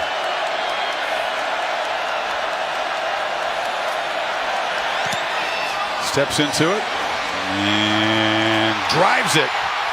Wow. Hot Rod comes up with 3. That's a Rose Bowl record. And Oklahoma made to pay for that squib kick just before halftime.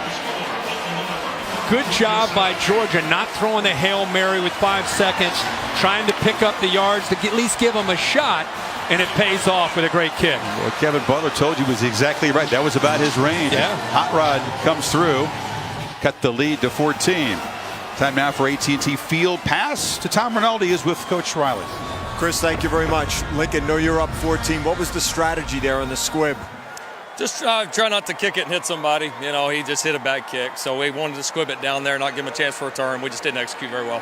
Your message to your team here up as you head into the second half and try to close it out? No, it's going to be a 4-quarter game. We knew that coming in. That's what we expected. We did a lot of things good the first half, but we also have a lot of things that we need to do better. Lincoln, appreciate it. All right, thanks, Tom. Maria. All right, Kirby, coming into this game, we knew Oklahoma led the nation in total offense. Describe what you've seen from your defense in the first half. Poor performance on our part as coaches. We didn't have these guys ready to play right now. The good news is we can still make some adjustments, come back, fight. Offense is keeping us in the game. We just got to tackle better, got to stop the run, try to make them one-dimensional. All right, we know Oklahoma gets the ball coming back out for the second half. What has been the message to the team, and what are you going to echo in the locker room? Settle down and go play. Our guys playing a little nervous. They got to go out and play and relax, and got to get after the quarterback. All right, thanks for your time. Now, Sooners scoring 5 of 6 possessions, no turnovers and no penalties. 651 combined yards in a wild first half as the Heisman Trophy winner has Oklahoma up by 14. End of the first half in Pasadena. Back to the studio after these messages. You're watching the Rose Bowl game presented by Northwestern Mutual on ESPN.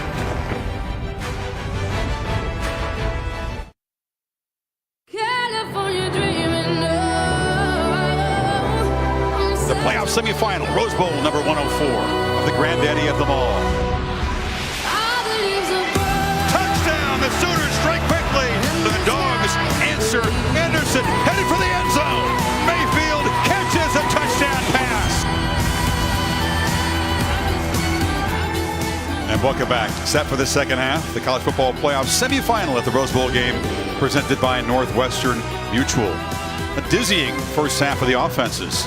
6 touchdowns, a couple of field goals.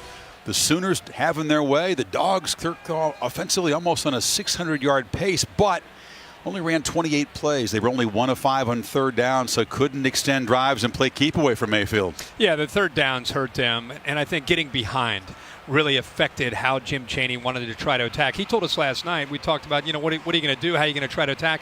He said, to be quite honest, how we defend Baker Mayfield will dictate what we're going to do offensively. But I don't think there needs to be erratic changes as they start this second half. Remember, the defense has to come out and try to get a stop. Try to stop the bleeding, so to speak, to be able to get the ball back to Jake Fromm. But I don't think you scrap the playbook and what the plan has been, yet at least at this point, only down 14. That field goal at the end of the half was big for them to cut it to 2 touchdowns. Now, Kirby Smart's label for his defensive performance in the first half was poor.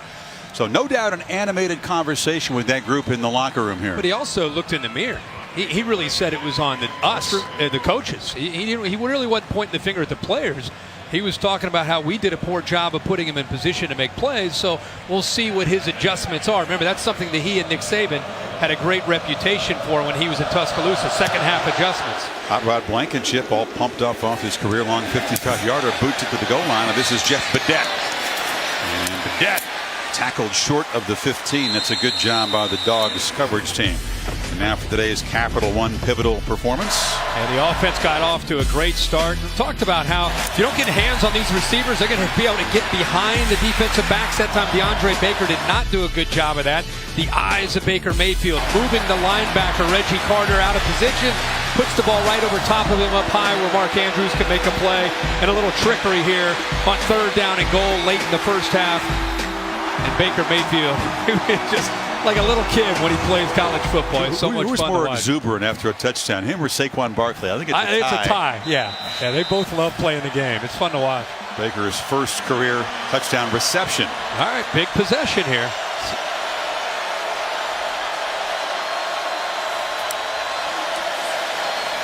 That's Anderson. Cuts it back. Muscles for about 2. Of course, there's that counter play to start this first half. They pull the big left guard Ben Powers and Orlando Brown, kind of a staple of Lincoln Riley's offense. Anderson, a couple of touchdowns, almost 9.1 yards per carry in that first half. There's big Orlando Brown, the unanimous All-American, one of 3 unanimous All-Americans on this offense. That is special and rare, folks.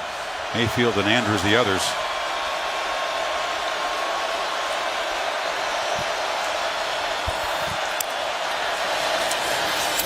Mayfield rolling out, got some space, but he's chased and knocked out. Reggie Carter, speedy linebacker, ran him down. It'll be 3rd and long. He was trying to slip his H-back, Dimitri Flowers, out into the flat, but it was great penetration, good speed by Georgia. Remember, Natrez Patrick is out, been suspended for this game, and Reggie Carter, who's played a lot of football as a senior, showing the speed that he has to chase Baker Mayfield out of bounds for a short loss. Sooners 6 of 8 on 3rd down of the first half. They need 9. CeeDee Lamb getting single coverage to the left of the quarterback. Mayfield's looking to the right, gets it out, and Brown is going to be knocked down just short of the first down. So the Dogs defense gets a crucial stop. Jonathan Ledbetter, the defensive lineman, tracked down the little receiver. That's exactly what Georgia needed to do. They got him to 3rd down and long. Baker Mayfield has been playing on his terms in his first half. When he has seen 3rd down, many times it's been 3rd and 2 and 3rd and 4. This time 3rd and long, he hits the pass, but the speed of that Georgia defense keeps him short of the first down. Mecole Hardman is back deep. Out of respect for him, they squib kicked at the end of the first half, but that was poorly executed by Seibert, and it gave Georgia a chance at the field goal.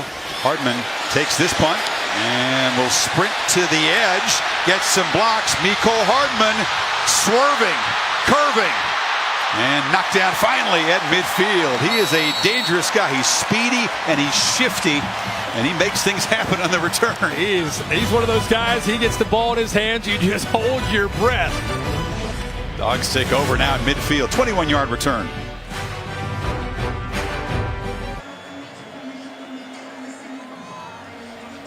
And welcome back. First possession of the second half for the Dogs. College Football Playoff National Championship Trophy presented by Dr. Pepper. Waiting down there on Bourbon Street in New Orleans. The Clemson Tigers brought their version from last year. That's right. Second semifinal, of course, to follow the All-State Sugar Bowl. So Georgia has done its job. The defense forces a punt. Punt returned by Hardman sets up Fromm on the offense at midfield. It's an offense that prides itself on running the football and wearing teams down up front in the second half. This is the 12th running play of this game for the Dogs, but they've had great success. Chubb not down yet. Churning and chugging to the end zone.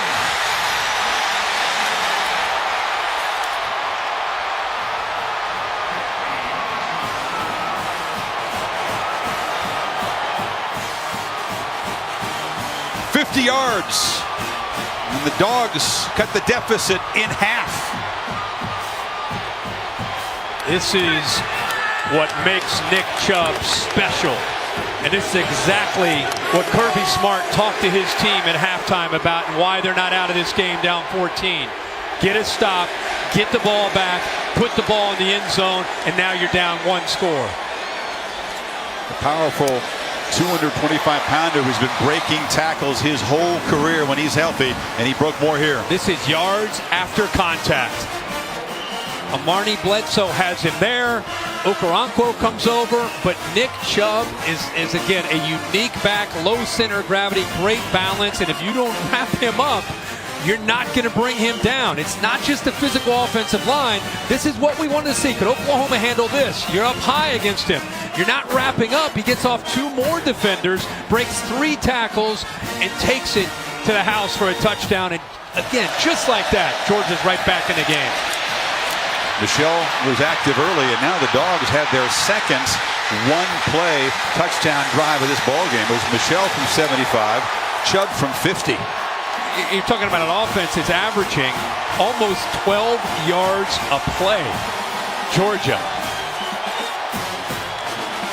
So they don't need to change anything other than the defense continue to make plays against Baker Mayfield. They are in formation on the bench as always. Always Chubb next to Michelle, and they got the young guy DeAndre Swift, the number 7, along for the ride too. That's their normal formation. The roommates and best buddies sit next to each other on the bench every time. Things have changed in Pasadena. 7-point game. Vedettes from the goal line. Good coverage again. He stopped short of the 20 to Maria. Well, Chris, if you're wondering why the Georgia Bulldogs look like a completely different team coming out of the locker room, Kirby Smart says that his message was simple. They didn't get our best 30 minutes in the first half, so don't look at the scoreboard. Give them your best 30 and see where the chips fall. He told the offense, don't look to score on every single play. It's okay to play from behind, but remember, true freshman quarterback Jake Fromm has only had to play from behind twice this season. Now over to Tom Rinaldi with an Oklahoma update. Well, Maria had a chance to speak to defensive coordinator Mike Stoops coming out of the locker room. Obviously, he can't be pleased with how his unit started this half. He said his chief frustration in the first half had to do with mental mistakes. He thought the team was well prepared. They haven't seen things that have surprised them or overwhelmed them. They just needed to be better mentally. Not surprisingly, the last voice in the locker room, Chris, from a player point of view, number 6, the guy that's about to get the ball right now. Tommy's facing some noise. The Georgia faithful are at that end of the stadium. And there's a first-down handoff. This is feeling a little bit like Sanford Stadium at the moment. I was going to say, this after the stop and then the touchdown and the kickoff coverage, getting them inside the 20. I don't know if you can tell at home, but this stadium has come alive, and you're hearing a lot from the Georgia faithful, and they happen to be right in front of Baker Mayfield right now. Second down, gets pressure, flips it off near side. Lamb is going to be knocked down short of the marker. Sooners will need 2 on 3rd down. Decided to bring pressure there. They blitzed the middle linebacker, Reggie Carter. Got after Baker Mayfield. He gets the ball out, but he wanted to hold on to it to give himself a chance to be able to get the ball thrown a little further downfield to pick up the first down. They'll need 3 yards, and this feels suddenly crucial for Oklahoma to stem the momentum. Look at the wholesale substitutions, fresh, big bodies on the field for Georgia. And you see the umpire standing over top of the ball because Oklahoma made a substitution. Georgia has plenty of time until the umpire steps out to make that substitution as well. Anderson in the backfield. Dogs press it up close, and Mayfield, instant pressure. Did he escape? No! Sack back at the 15. Lorenzo Carter and a host of Dogs.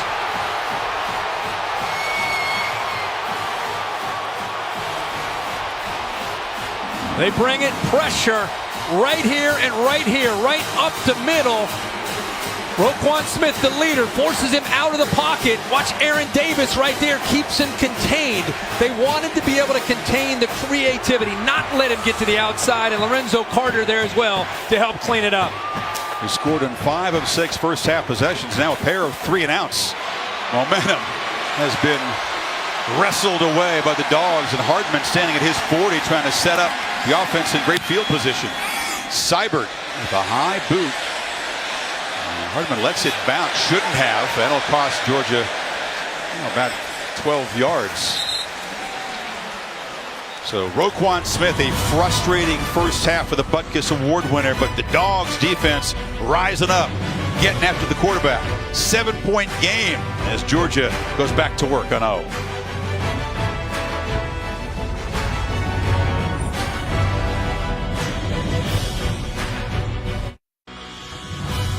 The Rose Bowl game, presented by Northwestern Mutual, is brought to you by Allstate, official protector of college football fans, and AT&T.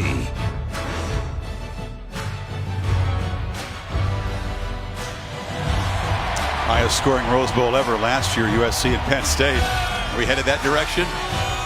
Georgia has claimed momentum. Could not have been more perfectly executed. Kirk, stop, 1-play touchdown drive. They're run by Chubb. Another stop, and they get the football back. Not only the football back, but the momentum as well. It was a 17-point lead, 6 seconds before halftime. Michelle in the backfield. He's got it. And Okoronkwo got an arm on him at the time, able to bring the running back down after a 2-yard gain.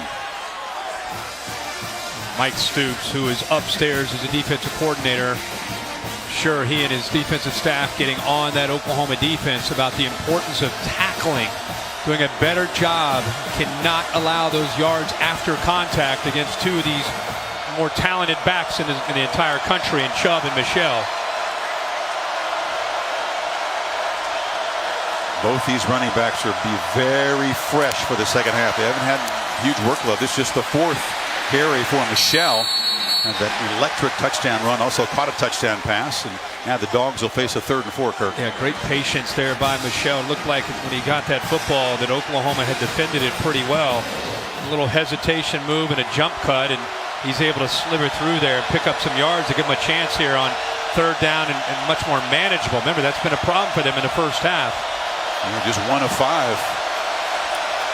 When the Sooners get off the field, stem this momentum. DeAndre Swift is now the back. He's got it on the delay. And Swift runs into a lineman and will be stopped just short. Parnell Motley tackled him, but he ran into Andrew Thomas, the right tackle. Yeah, he found the hole, but watch the big right tackle, the freshman who gets out on the edge there. Swift just trying to find space. He runs in to a 320-pound offensive lineman. Yeah. They're going to ring across the sticks. Our guess is that this is short. If it's short, what does Kirby do? He's going to gambling mood here. I don't know. You know, is it a given? You punt that away? He's got a lot of belief in his running game, that's for sure. And he's going to be that much short, about the length of a football. I think with the momentum, you punt the ball away and you rely on the defense that has had 2 straight chances to get Baker Mayfield off the field. I mean, if you don't make it, sounds great if you make it. You don't make it, you get Baker Mayfield all of a sudden a short field, and all that momentum you'd already just created is out the window. So do you think he feels differently now, down only 7, than if you were down 17 or 20? Yeah, I keep going back to the end of the first half, that squib kick that backfired on Oklahoma, where it hit a Georgia player and he recovered it, and they had 1 play and they ended up hitting that 54-yard field goal at the end of the half. Got him to within just 2 scores. Yeah, odd decision and poor execution by Seibert. So Nislek back to punt. CeeDee Lamb at his 15. Dogs trying to induce Oklahoma to jump offside. Doesn't work. And now Nislek. It's a booming punt away. Lamb let it bounce over his head, and it is going to roll dead down inside the 5. So each team has executed that perfectly. And Georgia's coverage team down there at the 2-yard line. Yeah, Simmons does a good job of getting downfield. Sometimes you see these gunners get downfield and they're so excited to get on top of the ball, they knock it into the end zone. This time he gets his body between the goal line and the football. And in college football, just keep that ball out of the end zone. It's down inside the 1.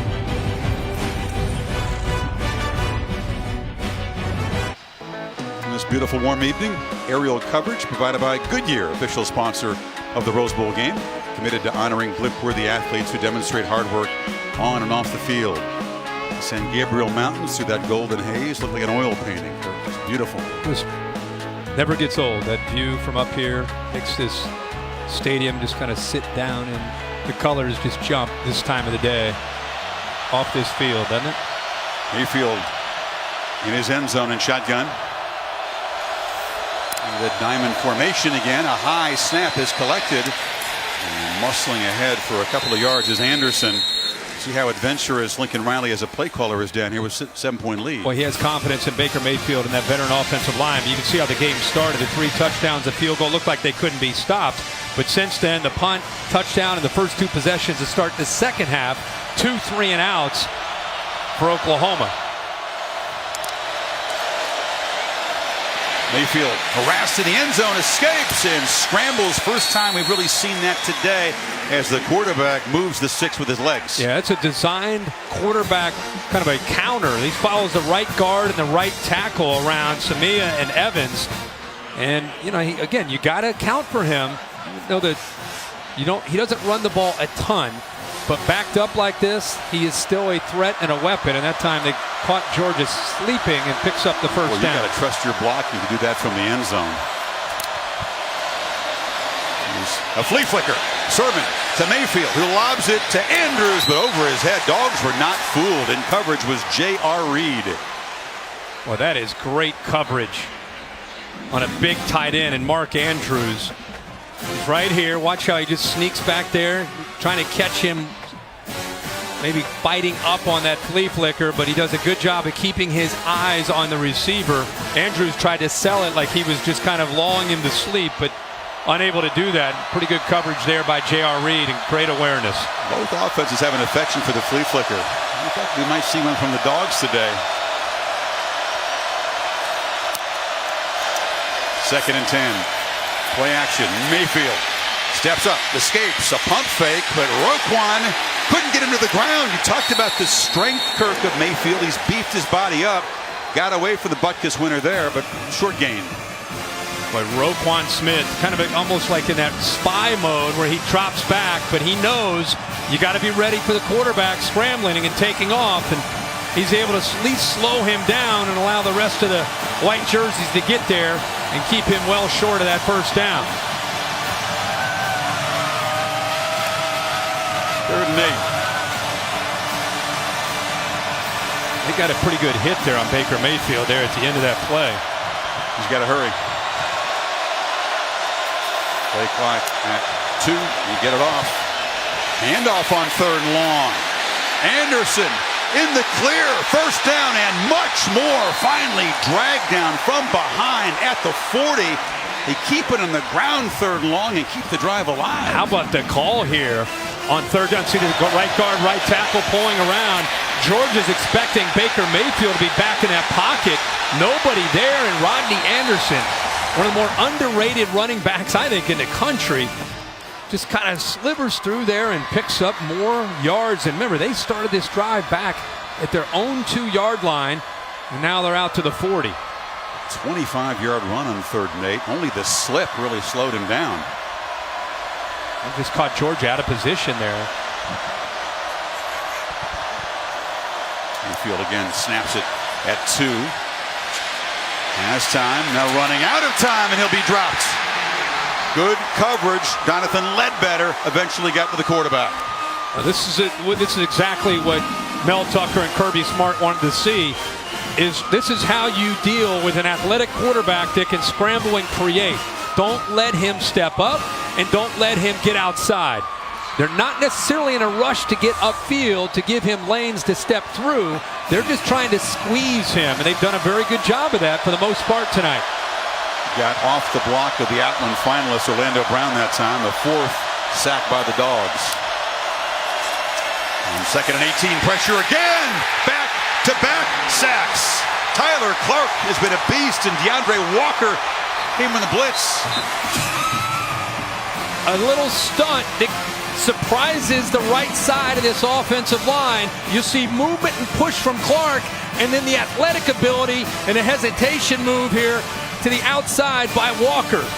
You see the right guard, Drew Samia, just caught off guard because of how sudden Tyler Clark got through there. The big defensive tackle had cleared it out for DeAndre Walker, who's had a great second half of the season. He got in there and got to Baker Mayfield.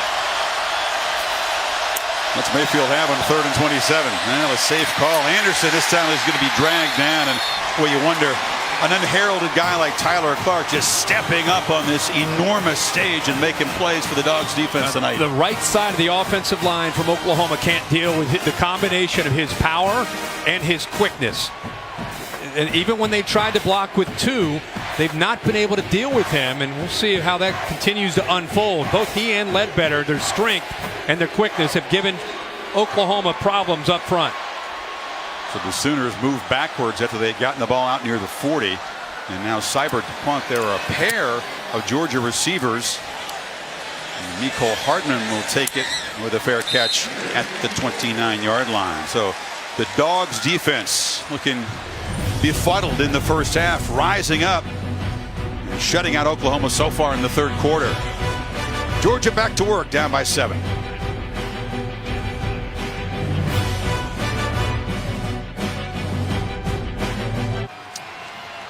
Tom Rinaldi, what's the story on the Sooner sideline? On that previous offensive series, Chris, Lincoln Riley very upset with what he perceived to be a late hit on Baker Mayfield. Take a look here. Rochester comes in. You see the knee and then the full body weight landing on Mayfield's head. Clearly, Rochester was pushed, but you can see Mayfield's reaction there. He's still been himself here on the sideline, but Lincoln Riley giving the officials an earful. Keep an eye here on Baker Mayfield. He clearly was shaken in the first couple of plays that followed after that hit. Chris?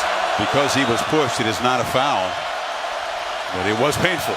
So here goes Fromm, and that Dogs running it back to work from the 29. A first down throw, pressure from the backside. They get the ball out quickly, and Terry Godwin, a first down catch to the 40. Soft coverage, brought the blitz from Stephen Parker. Nice job of getting the ball out by Fromm just before Parker could get to him. And look at Godwin, what he's been able to do this year. He doesn't have speed necessarily to go downfield, but he has great quickness, especially when you give him a soft cushion like that. They get him the ball underneath. A Georgia team that has been dominant, Kirk, in the 3rd quarter all season. 147-27. They've outscored opponents in the 3rd quarter, allowed only 3 third-quarter touchdowns all season long. So this continues a trend.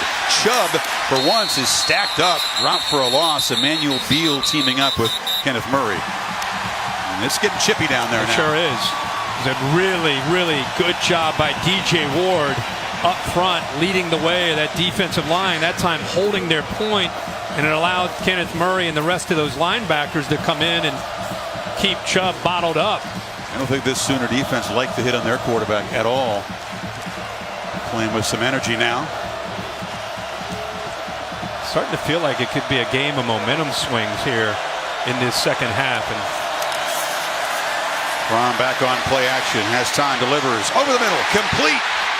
Wims again, a fingertip grab inside the Sooner 45. He's going to work all the way from the left and come all the way across. When you do that, it requires a lot of protection, a lot of time. They brought the blitz. You can see it was man-to-man, and Trey Norwood's trying to stay with him. 13, the freshman. Good job by Wims to work across the field. And Jake Fromm says that's his guy. I mean, when in doubt, he's going to look to throw the ball to number 6. He's been the top target today with 4 catches. They have a chemistry. Wims again coming to Georgia after a couple stops at different colleges, but clicking with this freshman quarterback over the summer. Yeah, he's a great target, especially in the red zone at 6'4". Put the ball up in the air to make big plays for this offense. To Maria on the Dog sideline. Jake Fromm, when he first got to school in January, the first person he called, guys, was Javon Sims. They have been running routes and practicing together since last January. And Wim said he did not want to show up. It was the one time that he had to himself, but Fromm pushed him into it. And now Fromm back to pass, surveying the field, lobbing it out of bounds. Well covered there was Wims that time. They were not going to let number 6 drift out of their sight. He ran the same route, but it was a different coverage. Previous coverage was man-to-man with the freshman Norwood. This time you see Will Johnson there. He came down, was able to help out. That's exactly who he was looking to throw the ball to. Now what's the call here, Kirk? Can they convert on 3rd down? It continues to be a problem for the Dogs. Just 1 for 6. They need 7. Final minute of the 3rd quarter. Don't forget about Michelle out of the backfield as a real weapon, especially on 3rd down. From directing traffic, running out of time. They just get the play off. Michelle in the clear. Sony Michelle barrels down into the end zone. The hat trick for number 1.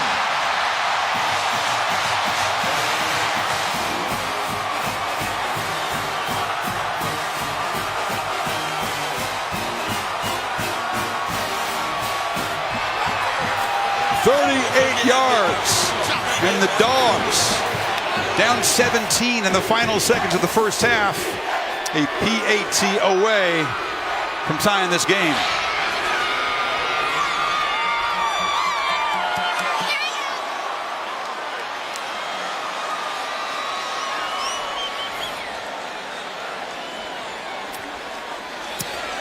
The Chubb and Michelle tandem going to work.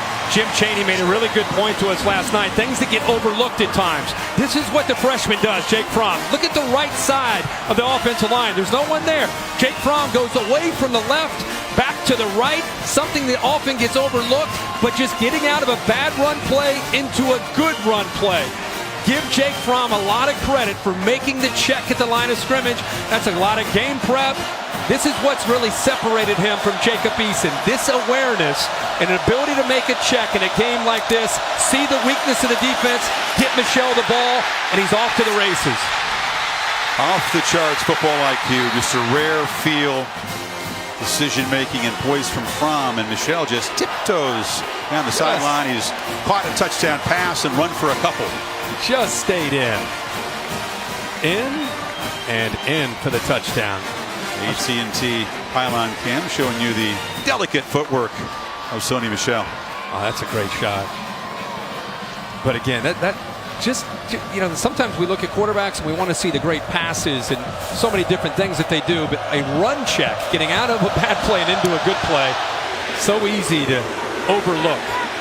Boot by Blankenship is returnable. Vedette hesitating, waiting for some blocks to set up, and is able to scoot out of bounds on the edge, short of the 20-yard line. Well, we've got a great one brewing here in Clemson and Alabama. The trilogy awaits in the All-State Sugar Bowl directly after this Rose Bowl game. Coverage again on ESPN. Of course, they've split the last 2 national championship games. Very high scoring, Kirk, each with 10 total touchdowns. You feel like a far fewer points scored tonight. I think it's going to be a low-scoring game, field position game. Who gets the turnover advantage? I think it's, you know, like a 24-20 type of game.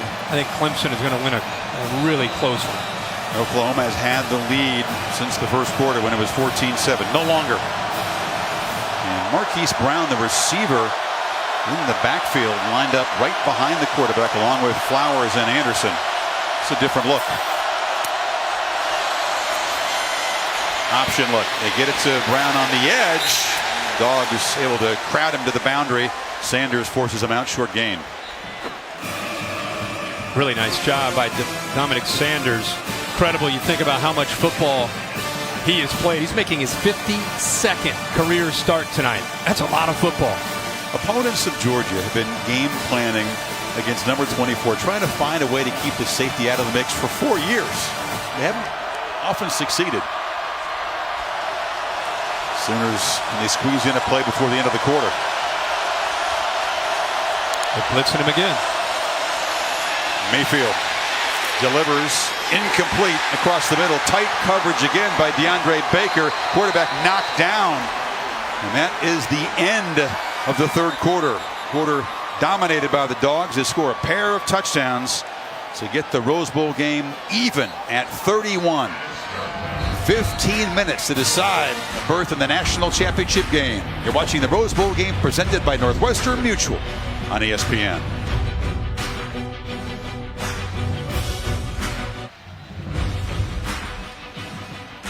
Dusk in Pasadena. Welcome back to the College Football Playoff semifinal of the Rose Bowl game, presented by Northwestern Mutual.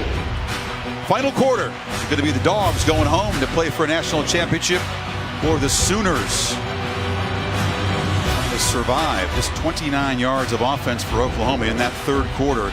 Georgia had 130. And as the final quarter begins, Baker Mayfield is facing a 3rd and 10 at his own 18.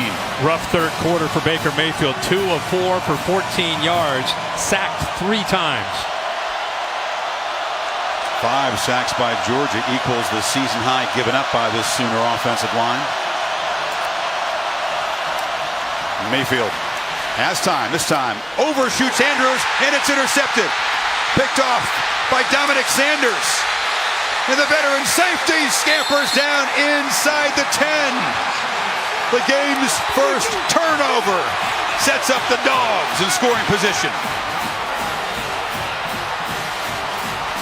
Well, sometimes when things aren't going well, you have a tendency to force things. Baker Mayfield here, the pressure on the outside there to the right is DeAndre Walker trying to make a play, and the ball sails over Mark Andrews. We just talked about Sanders and what a veteran he is, starting his 52nd game. He's reading the eyes, ball's overthrown, he's in perfect position playing center field. As that ball, it's very rare to see Baker Mayfield miss high. He felt that coverage, forced the issue, put the ball up, and watch Kirby Smart and Mel Tucker. This defense, it's been a totally different story in this second half against Baker Mayfield. 16th interception in the Bruin career of Sanders that ties a Georgia record. Now the Dogs trying to take the lead here from the 4, 1st and goal. Chubb hit by Okoronkwo in the backfield and nothing doing. That's how you chase that down from the backside. Okoronkwo has such great speed. Run away from you, you collapse down, chase it down. He has that kind of speed where he can have an impact. Better idea to run at him, isn't it? Yeah, a lot of times it is. I mean, he's kind of one of those tweeners, 240, 245 pounds. Notice for his pass rushing ability on third downs. But if you run away from him, he does have the speed to be able to chase backs down. DeAndre Swift to the left of the quarterback.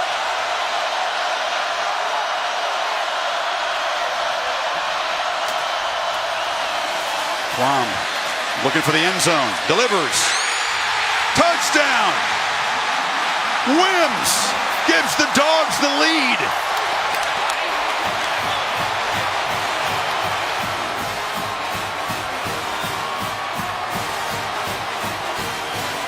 "24 straight." Check the catch by Wims. Fromm went right to him. Saw man-to-man, put the ball away from the defender. Look at the hands. Look at the strength to keep that ball away from the ground by Wims against the freshman Norwood. See how that ball is thrown only where the receiver Wims can get his hands on the ball completely away from the defender. Perfectly thrown ball by Jake Fromm.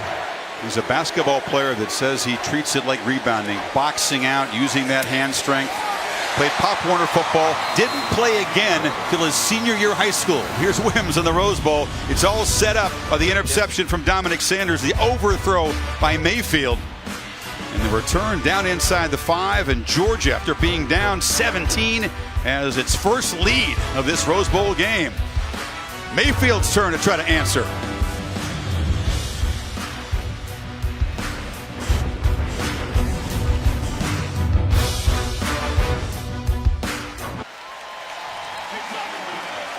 He's a true freshman, folks. Jake Fromm to his favorite target, Javon Wynn. And Wims' touchdown gives Georgia its first lead, and the Sooners stunned.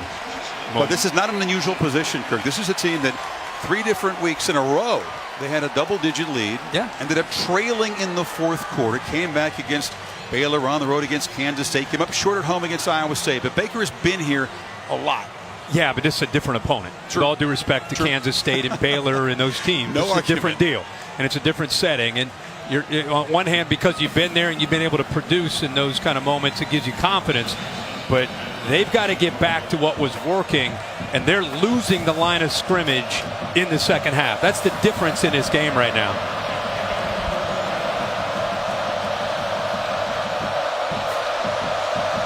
Marcellus Sutton is a different kick returner, and let's see if he's going to bring one out. Oh, it's touchback. You know, he's been in close games all year, and that, like you said, that's when he's delivered and played some of his best football. Look at these one-score games. Teams that have been within 8 points, completion percentage, the big plays downfield. You see, he's ranked top in the whole country. So you're right, he's been here and done that, but the offense has to help him. I mean, the 3 sacks, 2 of 4 in the third quarter. They've had a running game today. That was a question. Could they run the ball? They've run it for 173 yards. Anderson's got 157 of those. That's what I'm saying. They've got to get back to being that balanced offense that they were early, instead of just saying it's all about Baker Mayfield and throwing. And they're at 17 plays and 29 yards here in the second half. Lamb in motion. Reverse. Brown. Knocked down. Staying at home was the Butkus winner, Roquan Smith. Boy, he is so instinctive. So nice to watch him play. He's been a different player himself here in this second half. Look at the instincts in the eyes. He's not fooled at all. Gets in position. Not only that, he's able to get off of a block and still make a tackle out in space. He got knocked down by Samia and still made the tackle. Yeah. Got a chance to meet Dick Butkus, namesake of the award he was given out in California this week. Butkus himself played a big defensive game in a Rose Bowl win for Illinois. Delayed handoff. Anderson cuts it back. Tough yardage to the 30. Smith again on the tackle. Third down coming up. Dick Butkus making his way to the practice, and Roquan, big smile there. He knows the history of the man in the middle there. No doubt about it. Butkus made an interception for Illinois. A tough hard putt win over Washington in the '64 Rose Bowl. Another third down for Baker Mayfield. Watch the battle at the line of scrimmage.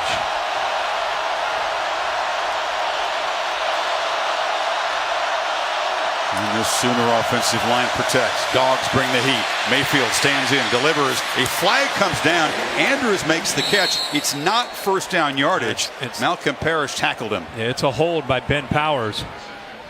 You know, this is a penalty they can decline because the Sooners didn't make it.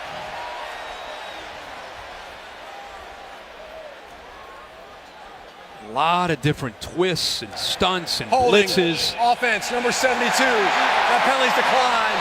Results of the play, 4th down. Would have been the first flag of the day, but now a punt coming up. Yeah, I mean, and you know, you don't always have to get the sack, but I just really have found it interesting that teams that have blitzed Baker Mayfield have typically paid for that. Aggressive mentality in this second half, blitzing, twists, stunts, being very, very aggressive and winning the battle up front is the difference from the first half to the second half in execution for Oklahoma.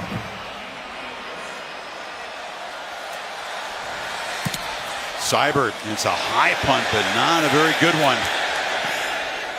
And the roll will not help the Sooners cause much. It's down at the 39-yard line. So Georgia will have the football with the lead for the first time. 12-19 to play in Pasadena. Dogs 38-31. The Rose Bowl game is presented by Northwestern Mutual. Spend your life living. And in part by the 2018 Ford F-150. It doesn't just raise the bar, it is the bar. Taco Bell, official partner of the student section. Sometimes you gotta live Mas. And Dos Equis. Stay thirsty. Please enjoy Dos Equis responsibly. Now the grandeur of the Rose Bowl. And if the Dogs can hold this lead, they'll break the record. It'll be the largest comeback in Rose Bowl game history, surpassing what USC did against Penn State in the highest scoring Rose Bowl ever. We enjoyed calling that one last year. So now Fromm and the Dogs in the I formation. Chubb is the tailback, and it's incumbent on this Sooner defense to make a stand, get their offense the football back. Chubb hesitates, stacked up after a 2-yard gain. We were talking a break, just cannot say enough about how impressed I am with Jake Fromm. I know he's only thrown for 144 yards, but a couple touchdowns, hasn't turned the ball over, making the right checks at the line of scrimmage, not making mistakes. Just as much as we talk about Baker, cannot say enough about a true freshman in this environment and the way he is executing, how efficient he has played up to this point. Well said. Not asked to do as much as Mayfield is for his offense, but you can't ask more of a freshman today. Now a short throw, and that's been his main target. It's Javon Wims who high points the ball in front of Norwood. Sets up a third down and medium here. They need 4. Those are those run pass options where if he feels that he's got enough of a cushion where he can get the ball thrown to the outside, then he's going to take it. Better than trying to run up the middle. You try to get 4 or 5 yards at the very least to the outside to his go-to man at 6'4". Now Michelle is in the game, as well as DeAndre Swift. A 4-receiver look, and the Dogs keep chewing on this clock. Remember I talked about the command, how he's making sure everybody's on the same page. Swift goes in motion. Sooners bring pressure, and they knock the quarterback down. Ball comes out. It's rolling around, and Oklahoma grabs it on the sidelines. No signal of incomplete that I've seen yet. Now they're going to say the arm was coming forward, and this ACC crew is going to confer. He almost flipped it like a pitch, but I think it's intentional grounding. Intentional grounding. Number 11 against the offense. Penalty has lost it down. 4th down. They brought the heat, and they induced the penalty there. Dave Kataya, rules expert in the booth there. First thing we need to look at is the arm going forward on the release. Does he have control of the ball? To me, he does. He flings it. He's inside the pocket. There's no receivers there. No question. Good call. Dave, that would have been one. Even if he got outside of the pocket, he still would have been called for intentional grounding with the ball not even making it to the line of scrimmage. Exactly. There's 2 reasons. If you get outside the pocket, you have to reach the line of scrimmage as well, in or out of bounds. So Okoronkwo makes an impact play. That was an interesting decision. You praised the poise of Fromm. He chose to just kind of fling it. Pass. So Oklahoma's defense does its job. Good look at this play. They're reviewing this. Steve McBride in the replay booth. It's just a pitch, but the arm is coming forward. I mean, it's an attempted pass, but of course it's intentional grounding. It doesn't matter how you throw it, whether it's overhand, underhand. It's like a shovel pass. Right. It's a pass. There was real hesitation from the crew. I don't think they knew what they were looking at right away. There wasn't a signal of incompletion. Look at the blitz from the middle of Kenneth Murray. I showed you Okoronkwo and where he's coming off the edge. It's a good matchup there at the bottom. He actually gets pressure, but nobody picks up Kenneth Murray up the middle. Mike Stoops dialing up pressure on 3rd down at the right time, and Murray comes free to cause that havoc in the backfield. We just said, boy, the way this game feels, Oklahoma's defense is going to have to make a play to try to change this momentum, and maybe this is the play that could help Baker Mayfield and the offense get going. Because it's been a one-sided second half favoring Georgia. Everything Lincoln Riley called worked in the first half. Mayfield executing. They're running the ball well. Nothing really has worked since halftime. No. After further review, the ruling on the field is confirmed. However, the foul took place at the 34-yard line. The ball be placed there. 4th down. So they're going to move the ball back to 34. That was the subject of the review there. Fromm, as he does, just kind of shaking his head and smiling. You wouldn't know that he was rattled or unnerved by what just happened there. And Baker poised in the starting blocks. It's going through his mind right now. Yeah, he's known for that fire and that energy. He's got to be frustrated with the way he turned the ball over last time they had the ball, forced that throw. Or 2 times ago. Nislek gets a good punt away.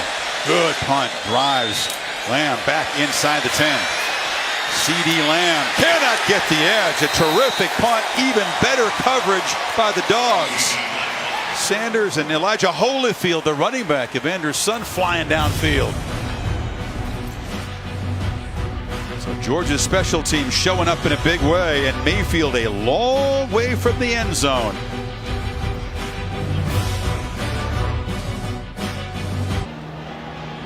Warming up in New Orleans, the man who took the baton this season from Deshaun Watson and the defending champs, quarterbacked by Kelly Bryant. Kelly B as he is known, getting set for Alabama. We are done here. A Clemson fan visiting with some of the Georgia and Oklahoma faithful. Showed up at the wrong stadium. So Baker backed up, just 4 of 7, then an interception and 19 yards in the second half. Anderson and Sermon in the backfield. Now Sermon motions out, and it's Anderson testing the left side, breaking free. He is tough to tackle, and he's got first down yardage. He is incredibly physical. You can see the first half, second half of Baker Mayfield. First half, he's 200 yards. There's 31 points on the board. Things are looking good. This second half has been a struggle. Sacked 3 times, unable to really get anything going at all. Still got the ball, flips it off, and it's dropped in the flat. Field position is certainly part of that. The average field position, Kirk, in their 6 possessions, their own 15. I think schematically the only thing that I've really seen change is a willingness of Mel Tucker and Kirby Smart to be even more aggressive. But I really, when you go back and look at this film, I think you're going to see a difference at the line of scrimmage between what Georgia did in the first half to what they did in the second half. Much more physical and aggressive, kind of wearing down the Sooners at the line of scrimmage.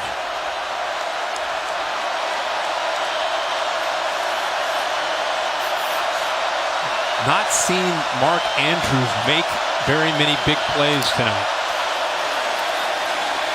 Mayfield takes a downfield shot. Deep ball. Catch made by C.D. Lamb. They got single coverage, and they pitched it down there. He beat Tyreek McGee. A slant and go. Lamb at 6'1", goes up and over McGee at 5'10". He had a little bit of trouble holding on to the ball in the first half. That time goes up and makes an acrobatic catch for a big play for the Sooners. At 36 yards, is that the play that can spark this offense? And now pump fake, and Mayfield takes off into the secondary, weaving down into the red zone. Same play they called earlier back up near their own end zone, where it's a quarterback design counter. Instead of running Anderson, they use him as a decoy to go out to the right, and Baker himself follows the right guard and the right tackle around the left side. Wow, things can change fast. They get 48 yards in those 2 plays, and now Anderson plows to the 12. Well, this is who Oklahoma is. Just as things seem dire, and what are they going to do? You have to think, you have to realize in the blink of an eye, Baker Mayfield has the ability with these receivers to make a big play, and then it's the tempo, and all of a sudden you get that aggressive Georgia defense, little bit slowed down, a little bit more on their heels, not quite as aggressive. They bring Flowers and Vidette into the game. Dogs bring some subs in as well.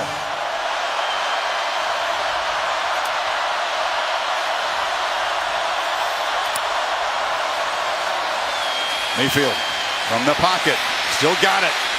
Flips it to the end zone. Touchdown! Dimitri Flowers.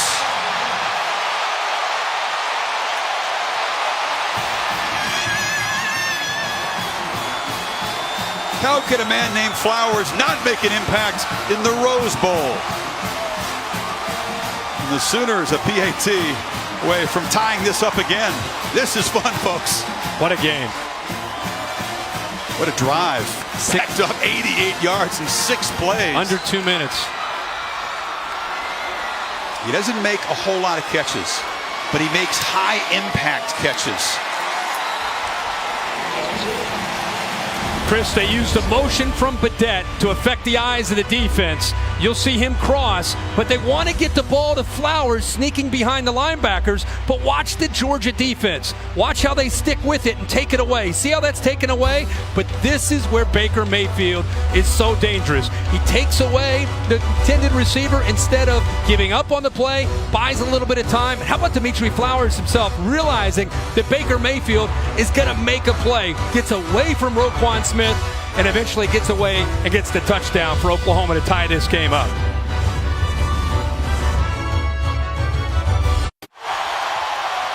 A playmaker on that drive, Kirk, and then a motivator. This is Mayfield of the Sooners defense, demanding that they step up again. This is Baker Mayfield. A crucial point. They just tie the game up. Look at him turn to Okoronkwo, the leader of the defense. He gives him a little bit of attention as well to let him know that this is a pivotal point in the game. This is what we always talk about with Baker Mayfield. He doesn't just execute, he affects the energy of his entire team. Tied in the playoff semifinal at the Rose Bowl. 8:47 to play. Seibert. Deep, and Hardman thought about it, but he'll keep it there. The CeeDee Lamb big play that got the drive going. Yeah, big 36-yard gain here downfield, goes up, makes a circus catch. Pretty good coverage there by McGee, and that got the tempo started. A nice run here on the quarterback counter. He follows the right tackle and the right guard Bobby Evans, and Drew Samia gets down inside the red zone, and they're not slowing down. This is a great play, nice design. You can see he's trying to get the ball to the tight end, or the H-back there, Flowers. Scrambles, creates, buys time, and allows Flowers to get free from Roquan Smith. And here's the look of a very determined quarterback. It's going to be a great finish here in the last 8:47.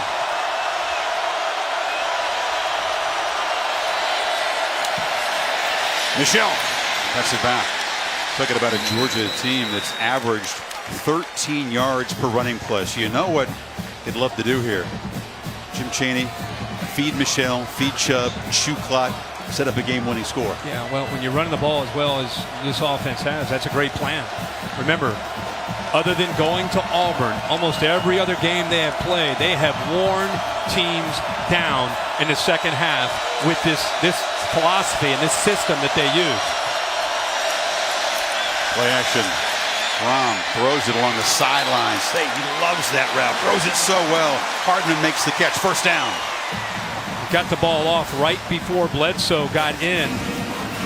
It's the football out there. Good job of just being able to just slide and slow himself down. Heck of an effort actually by Hardman, the sophomore, to hold on to that football. Looks like they're going to take a peek at it. Ruling on the field.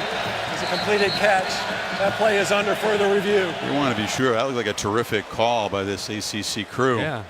I was impressed by the effort here by Hardman, just the awareness of knowing where he is to be out of bounds. Gets the right foot down, slows his body down instead of continuing to go out of bounds. Right there's the catch. Now it's about, does he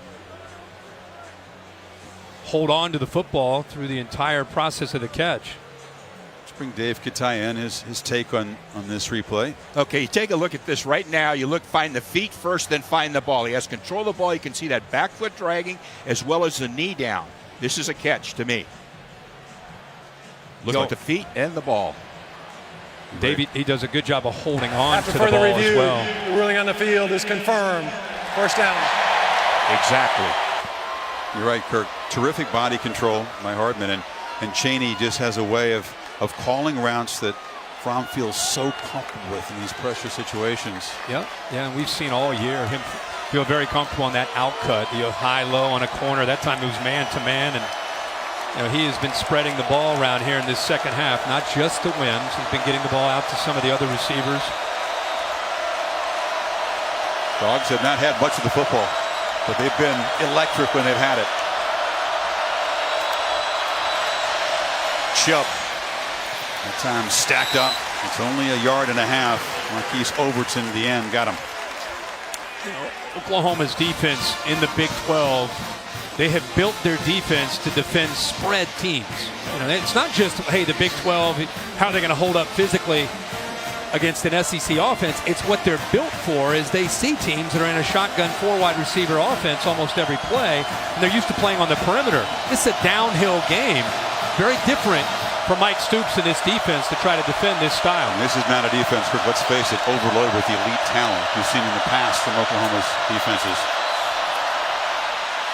Around the end, Michelle strung out and hit hard, loses the ball. It's out. The Sooners have it. Stephen Parker, a scoop and score.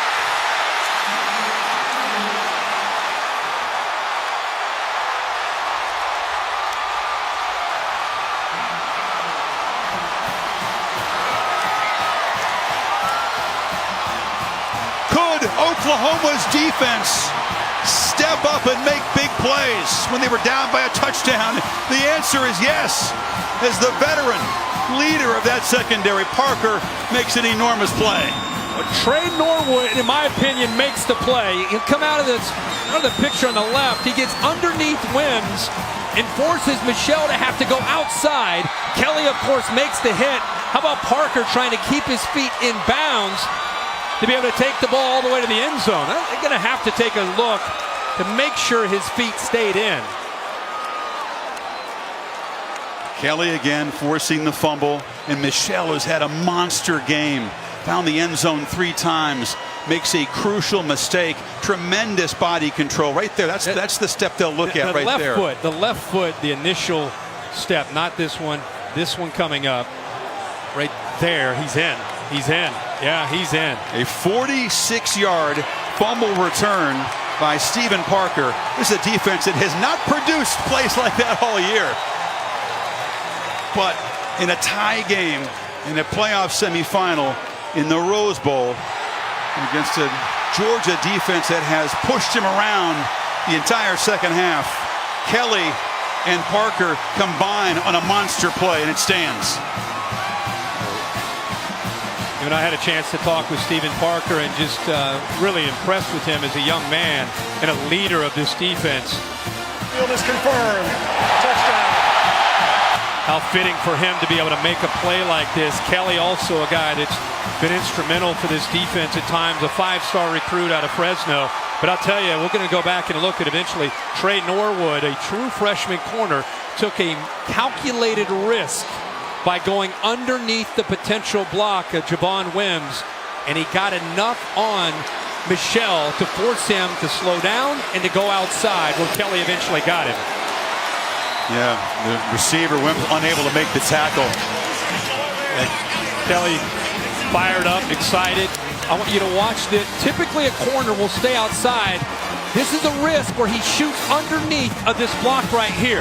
That to me is the key. Watch Norwood accelerate right there. He gets underneath, gets an arm on Michel. Now Michel has to kind of restart himself, and the rest of the defense has time to come over. Kelly knocks him down, but I love this play by Norwood. A true freshman rolls the dice. If he goes in there and misses, it's a different play, but he forces him after he makes contact to go outside. Kelly undercuts him, the ball comes out, and the rest is history. 2 touchdowns in less than 2 minutes for the Sooners. Are you not entertained on New Year's Day in Pasadena? And how about the Georgia team now, Kirk? They were down 17, 24 straight. They had the lead. Then the Sooners tie it, but still they're churning away. They think they're driving for a game-winning score. All of a sudden, Fromm gets the ball back down by 7. And now he's going to get another chance now, like you say, to just try to tie this up. Remember we showed after Baker Mayfield and the offense tied the game at 38. Baker Mayfield going down there and pouring the defense. Guys, this is a pivotal point. Talking to him, telling him we got a chance. Defense delivered for their leader, Baker Mayfield. Hardman will bring it out from a yard deep. He's dangerous. Nicole Hardman knocked out of bounds. You know, you feel for Sony Michel. Hadn't lost a fumble in a running play since his freshman season. And the senior's having a monster game. Ian Chubb coming back for this year to put Georgia in this position. Now he has to personally regroup as he goes back out there. There is a long way to go in this football game. 6:46, but we are not done. Jake Fromm in Georgia, they have everything that they need to be able to go down and put a touchdown up on the board.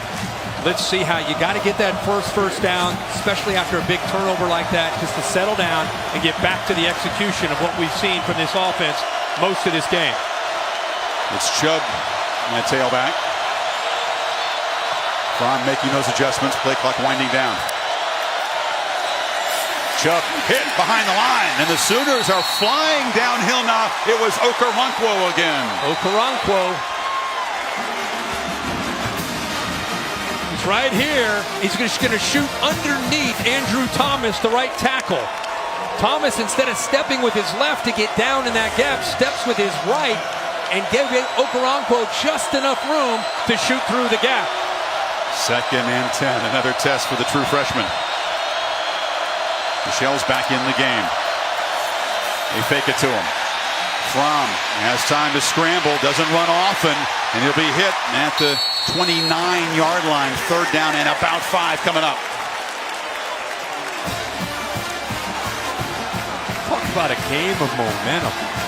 Oh my gosh. Remember that Georgia's only been in that one close game. It was a hard-fought road win at Notre Dame. drove down, kicked a game-winning field goal in the final 3.5 minutes. Oklahoma has been in a lot of close games. Yes. 3rd and 5.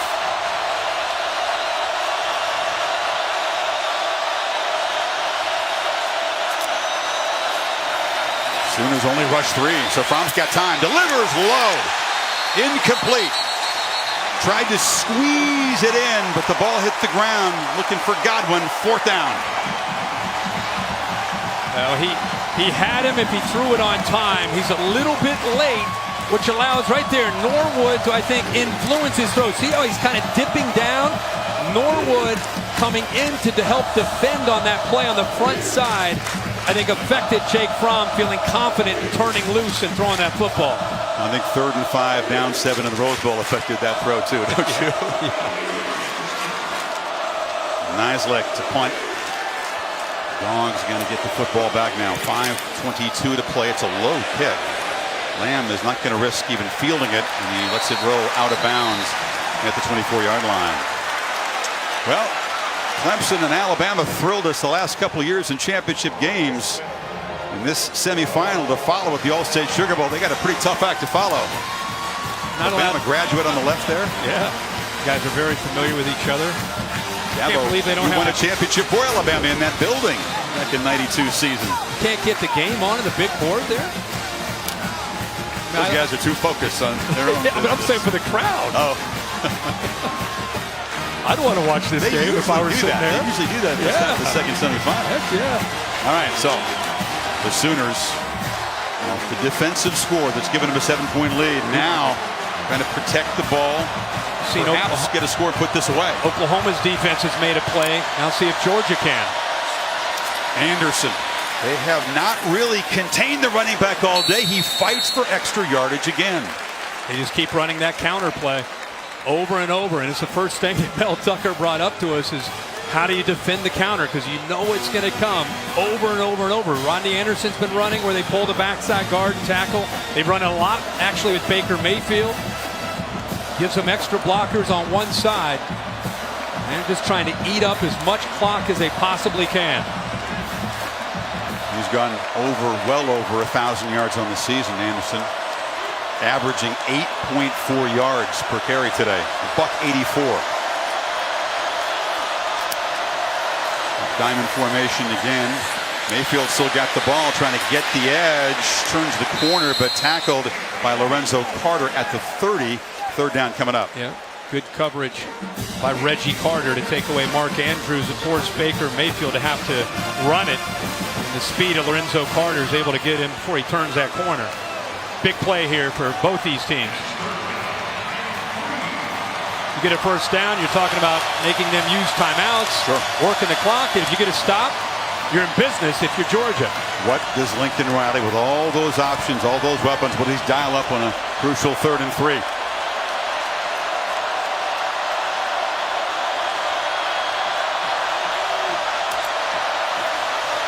Option. Anderson trapped. And this time he cannot escape the clutches of DeAndre Walker and Tyler Clark. It's 4th down. Against man-to-man, it's a good call, but it's bad execution. Watch the pitch relationship between the quarterback and the running back. See how they get how close they are right here? You'd prefer to have your back out here, so when you pitch it, you can get to the corner. Anderson is so close to Baker Mayfield that there's no separation. So that you saw the defense able to defend both Baker Mayfield and then go out and take Rodney Anderson. Made it pretty easy there for DeAndre Walker, and even a big fella, Tyler Clark, got involved in it.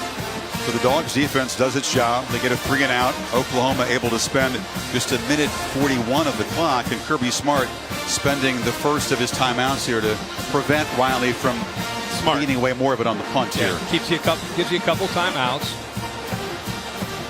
See what happens on this punt, where the ball ends up being to start the possession. But this is what you work on all year. There's so many factors and elements in this game, but you have to love the point counterpoint. The contrast to this man, the most decorated player in the sport this season, who's done it all, seen it all, and the young freshman Jake Fromm in his 14th game, trying to answer The Maestro Mayfield with a game-tying drive now. Kickoff, by the way, in the Sugar Bowl will be at the top of the hour, 9 o'clock Eastern time over on ESPN2 if this one is not over yet. Seibert has gotten a workout today, kicking off and punting. Does not produce a good punt at all. Again, it bounces backwards, and it's a struggle. You wonder if the wear and tear of doing all those three things, and a lot of them today, have told Kirk on the punt. That's just 29 yards. Not at all what they needed. Not at all. It's great for Georgia. They get outstanding field position here for Fromm and the offense with 3:22 to go. Think about being a true freshman, guys. I mean, think about being a young guy as a 12-year-old or 13-year-old. He's a baller. He plays baseball, football. He's been in competition his whole life. He's thought about an opportunity like this, I'm sure, every single night of his life. And now it's a reality. He's out at the Rose Bowl, down 7 with 3:22 to go, trying to tie it up. Warner Robins, Georgia, a suburb of Atlanta. Houston County High School. That's where he was a year ago. Michelle, who's had the big night but had the big fumble, squirts forward for 4. You know, Jim Chaney is a veteran. He's been around for a long time as a play caller. No panic at all. No reason to panic for Coach Chaney in this offense. Continue to try to execute. Mixing in the run with a pass. It's about execution now. Sooners bring pressure. Fromm gets it out. Has a man. Godwin escapes and is wrestled down at the 40. So the young quarterback beat the blitz that time. Yep, you're right, Chris. Blitz came. He sensed it. Knew that he had to get the ball out of his hands. Interesting that Oklahoma, with the blitz, still played very soft with Motley, the corner. Made it much easier for Fromm to get the ball out to Godwin with soft coverage up top. Remember, they brag about his awareness and ability to see coverage and understand defense. Good protection. Now it breaks down. Fromm has to scramble. Flips it off short. Michelle in space. Makes a man miss and is spun down inside the 25 by Will Johnson. First down, Georgia. How about this look right here? I thought DJ Ward had it. It wasn't a blitz. They rushed 4, but watch Ward get into him. Right there, he's got him. It looks like, you know, just when you think Fromm's going to take off, there's that awareness we talked about, being able to get it down to Michelle and the offensive line. Very smart not to go downfield there, to have an illegal man downfield. How can a guy this inexperienced be seeing the game so well at this moment? Remarkable. Chubb in the game now. Here they come. Fromm steps up, bumps into a blocker, and will be tackled right at the line of scrimmage. Clock running now. You know, you got to always remember the timeouts, and Kirby will help him with the timeouts. But there's no reason to have to be in hyper speed mode. Just be able to look at the defense, get your formation, get everything set. Again, comes down to the execution. Oklahoma's been dialing up pressure and blitzing. Hardman in motion. Play action. Fromm has time. Now flips it into the bench. I agree. No reason to play in hyper speed as long as you reach the end zone. But the way they've managed this drive, this is it. This is the possession for Georgia. It's all or nothing right here. Yeah, absolutely. I think Kirby Smart kind of knew that when he got the ball here to start this drive. With only 2 timeouts left, this is it. This is the last drive. You got 3rd and 10, which means you don't have to get 10 here. Clearly, it's 4-down territory with the game on the line here. Typically, his go-to target is Wims, who's down at the bottom of the screen. Number 6. Hardman in the slot. Michelle in the backfield. Sooners showed some pressure, but back off. Fromm steps up, delivers a strike across the middle. Catch made by Godwin. Knocked down inside the 10. 1st and goal. Great job by Jim Chaney attacking the middle of the Oklahoma defense. It opens up, and Fromm puts the ball right on the money. Cool delivery. 16 yards on 3rd and 10. Now thrown for the end zone, and a flag comes in. Wims was just grabbed by the freshman Trey Norwood. He got a hold of his jersey and pulled him down. Pass interference, defense, number 13, involving replaced the 2-yard line. First down. Pretty easy call. A lot of contact. Ball is catchable. You could, if you see from the other side, his left hand got in there. See the grabbing of the jersey. Ball is in the air. It's such a tough play to stop. They've executed it so well all year. So first and goal from the 2-yard line, and the Dogs shift around. Overset to the left. Chubb, it's the wild dog and the running back. Direct snap, cuts back and scores.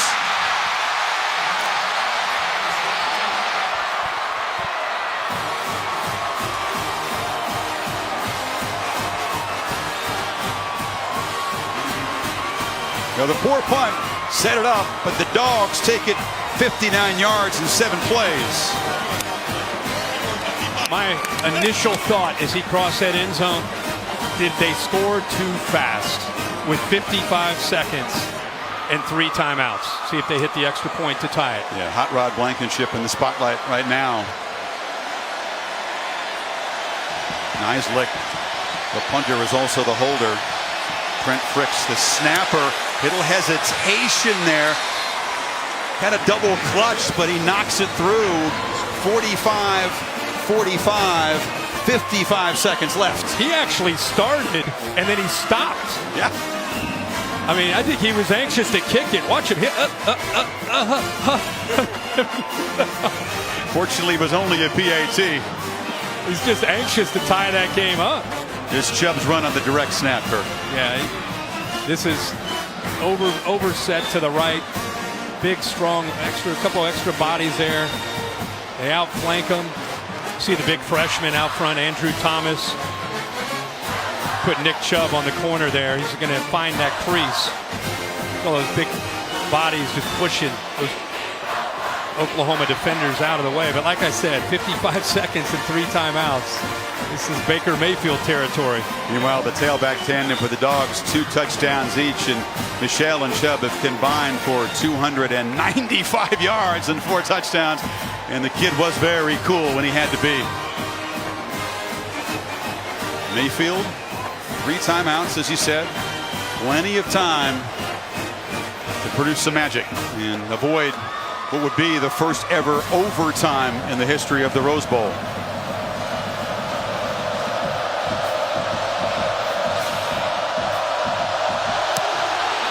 Marcellus Sutton for the Sooners watches it sail over his head. So here comes Baker Mayfield, guy who is built for this. Is there another quarterback in college football right now you'd want in this position other than this guy? No, this is exactly who you want here. Remember, they got a great kicker.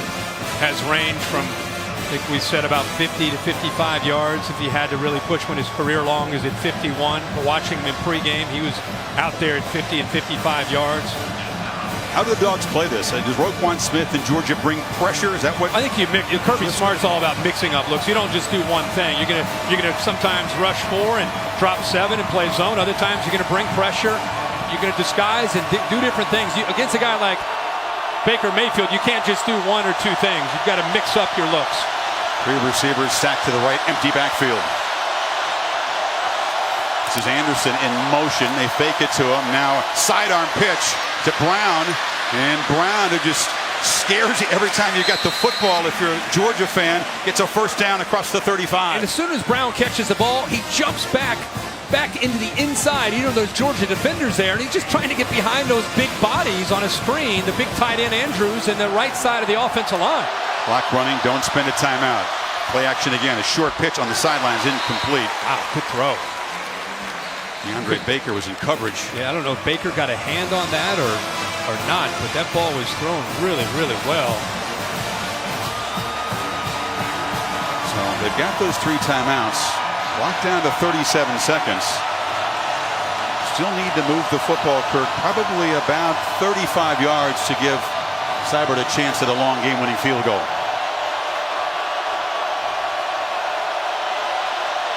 Georgia showing pressure, creeping toward the line. It's a running play to Anderson, who breaks free. Rodney Anderson hurdles out across the 45. It'll be 3rd down and 2, and Oklahoma will spend its first timeout.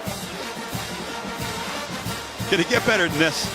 We talked about Georgia and Oklahoma never having met on a football field. You put them on this grand stage. You put them in a semifinal with a chance to get to the championship game, and it has been a classic here today.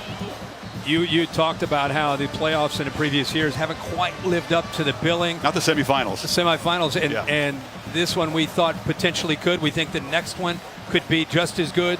And so far, man, we've been spoiled by a great game. It's going to go down to the wire. We'll see if Oklahoma gets a shot at a last-second field goal. If not, headed to overtime. First overtime that we've had in the playoffs. So what a game of momentum. By the way, the crowds that have traveled out here for you fans that are fans of these teams should be incredibly proud because they have really impacted this game and helped their teams with that momentum and helped create some momentum. Dogs fans on the far side trying to make it loud for Mayfield. 3rd and 2. Dogs can get a stop here. They could force a punt. Remember, Baker's been running some on 3rd down tonight. Sometimes you forget about him as a running threat.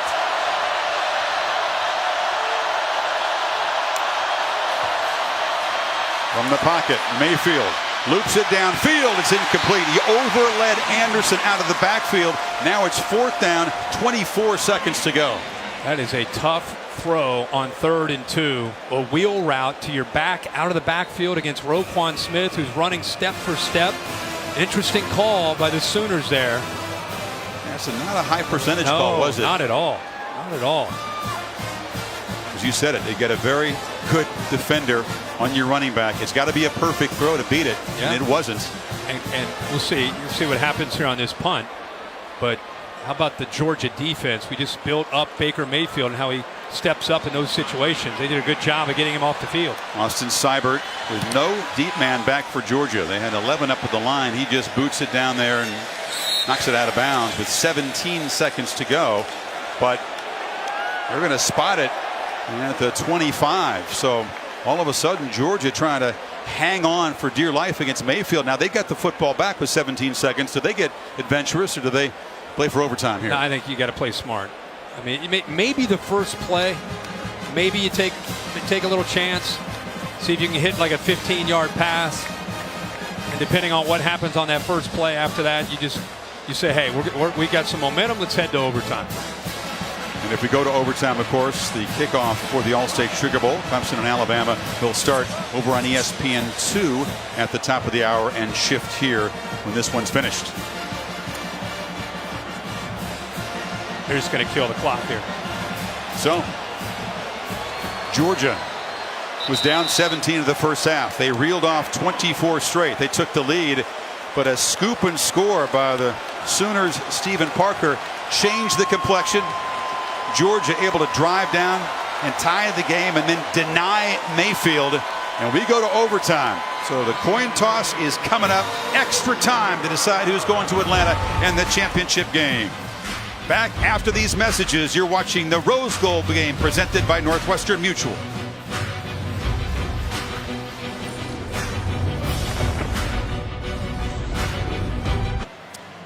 The first ever Rose Bowl overtime in the semifinal game. The important coin toss, the winner of the coin toss will obviously want to go on defense first. Each team gets the possession of the 25-yard line. Captains come out again. There's an eerie, strange feeling to college overtime. Would you say, Kirk? You put the context of this semifinal game, basically any play can be decided, and the winner goes on to the championship game, and suddenly and heartbreakingly, the loser's season is over. Back to Jeff Heiser. Overtime procedure are as follows. Each team has one timeout. When I flip the coin, whichever team comes up will have the choice of offense, defense, or side of the field. On the third possession, you'll have to go for 2. Okay? Flip it. Oklahoma, you won the toss. Defense. Then watch defense. Which way? Okay. Oklahoma will play defense first. Georgia's ball this way. That coin flipped by Jeff Heiser landed and flipped over one time. And Oklahoma wins the toss. The Dogs offense and young Jake Fromm go to work first. Think about what these teams have been through throughout the entire year. Not this football season. I'm talking about going back to winter conditioning, and you go through spring ball and summer practices, and you go through the season, and you finally win a championship in your conference, and you're thinking, all right, here we go. You get to the playoff, and you get into a battle like this that goes back and forth. It's 45-45, and now it's going to come down to extra innings. Not many of the guys in this field have played an overtime game. The last for either side was in 2015, but Baker Mayfield has. That game in Knoxville was his second start. They were way behind, came back, won it in double overtime on the Volunteers field. Of course, Oklahoma wins the toss and decides to take defense just to see what happens with Georgia's possession. Oklahoma's defense shouldn't be worn down. Georgia's run just 58 plays in this game, but they've been explosive. Chubb is the tailback. Listen, crowd in the line against the run. Chubb tries to bounce it, and he'll be met by Okoronkwo. 1-yard gain. Yeah, Mike Stoops taking some chances. Gets 8 guys up close, brings the corner, gets his safety up there, Stephen Parker, trying to take away all the gaps, not give Nick Chubb anywhere to be able to cut back and make a big play. They want to try to get Jake Fromm into those third and obvious passing situation here. Chubb out, and now Sonny Michel in. Fromm making those adjustments, has plenty of time on the clock. Handoff, and Michel picks his way, but it's going to be a 3rd and 6 for the Dogs. That's what they wanted. Good job at the point of attack by that defensive front. Now it comes down to a big 3rd down. Fromm, his favorite target again is his buddy Javon Wims, who will be off to his left at the top of the screen. Covered by a true freshman. True freshman Norwood against him has been giving him a cushion. He's got a height advantage on him too. Big cushion, you're right. From the pocket, delivered. Incomplete. It was off the hands of Isaac Nauta, the tight end who has not been targeted all afternoon. And here comes a field goal attempt. Boy, into the teeth of the defense, not to the outside, but into the middle of this defense. Ball's thrown just behind Nauta, and it goes off of his hands. Boy, they split those linebackers perfectly, just unable to hold on to the ball.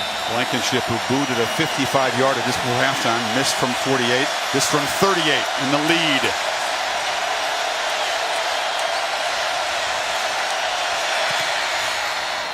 Knocks it right through.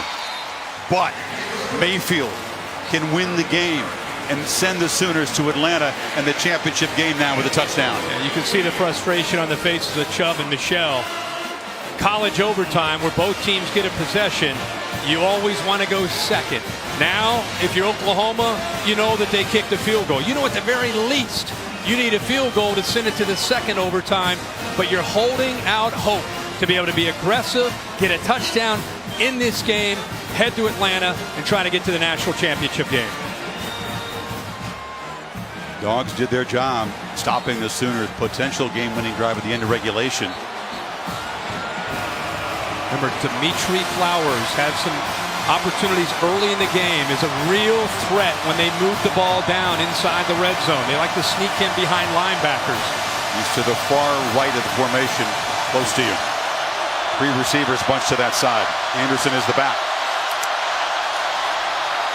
Anderson's got it, cuts back, and is knocked down after a 4-yard gain by John Atkins. Interesting call here on 1st and 10. You get so caught up in Baker Mayfield and Marquise Brown and all these weapons and speed on the perimeter. Instead, they go back to pounding it, running the football. They're at 232 yards now on the ground, so they've been pretty effective doing that. Brown in motion. They pop it to him. Marquise Brown trying to get the edge, is strung out and dropped a couple yards short of the first down by Reed.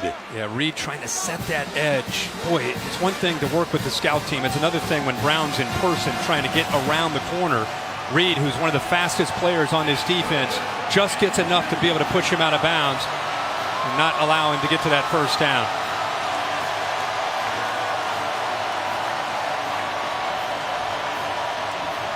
The Sooners keep alive the potential for a game-winning touchdown. They need 2 here.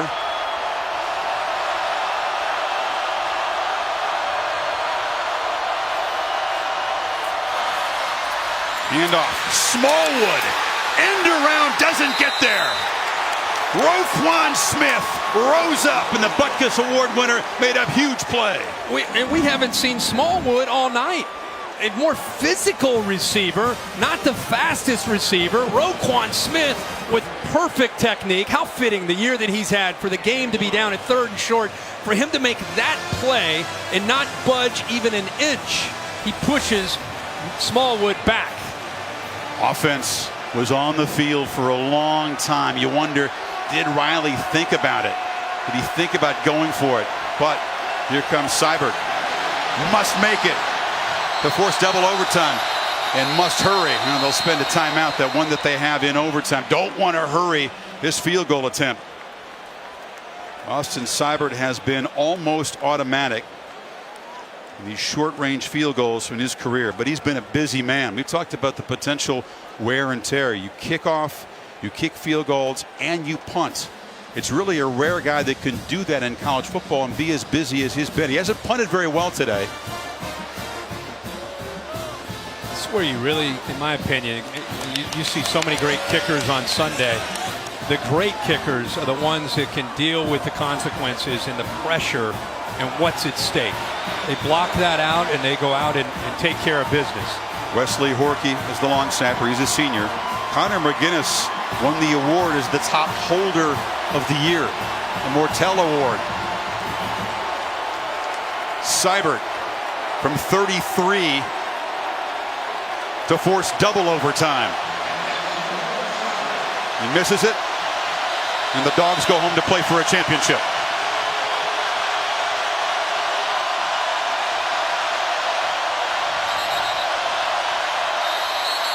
Timeout, Georgia.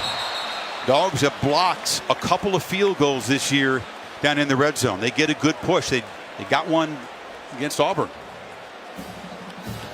So Seibert, Kirby, more time to think about it. Kirby is fired up, going after somebody there. You know, you just brought up how they blocked some field goals. I think if you're going to try to get a push in the middle, try to go up and block it that way, makes sense. I don't know about coming off the edge with so much at stake here. You don't want to accidentally rough the kicker. I think you hope the pressure is maybe too much, or you try to get a push in the middle and get a hand up. That's what happened against Auburn. Big Daquan Hawkins-Muckle, number 96, got the mush rush, got the hand up. That field goal block was crucial. And that works, but you want to stay away from diving off the edge and have the risk of maybe getting into that kicker. And Seibert do the job that he's done so well his whole career. Visualize 10,000 times.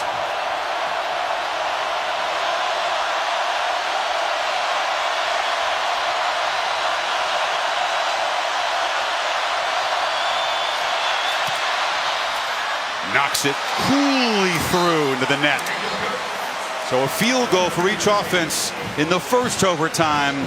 We head to double OT. Sooners up first.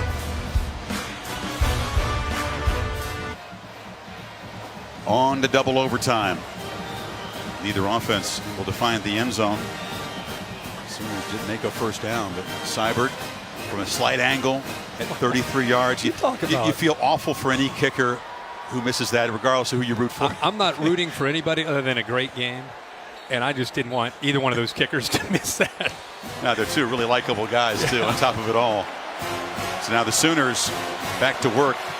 It was Georgia's choice in the second overtime, and of course they want to go on defense first. So here comes Mayfield back at the 25. Pretty conservative first series for Baker Mayfield. They have two backs in that backfield now with Sermon and Anderson. I just wonder if they get a little bit more aggressive here trying to get a touchdown.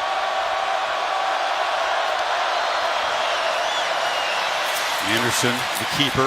You make a good point. Is the strategy different in the top of an overtime inning, if you will, knowing how good Georgia is on the other side? Yeah, I think it is. Especially as you move further along here into the second overtime. Lincoln Riley, you know his personality. I mean, a lot like Bob Stoops. Bob Stoops always had a reputation of being a little bit of a gambler, take a few chances, be aggressive. I think Lincoln Riley's kind of has that same approach. With that 5-yard carry, Anderson over 200 in this game. Brown in motion. They fake it to him. Mayfield under pressure has to scramble, flips it downfield, incomplete.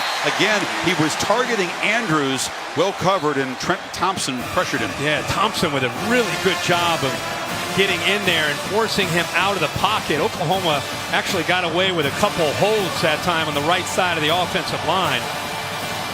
No call, so they catch a break here and avoid the penalty. After a good start to this game on 3rd down, the Sooners have struggled lately. They are just 7 of 17.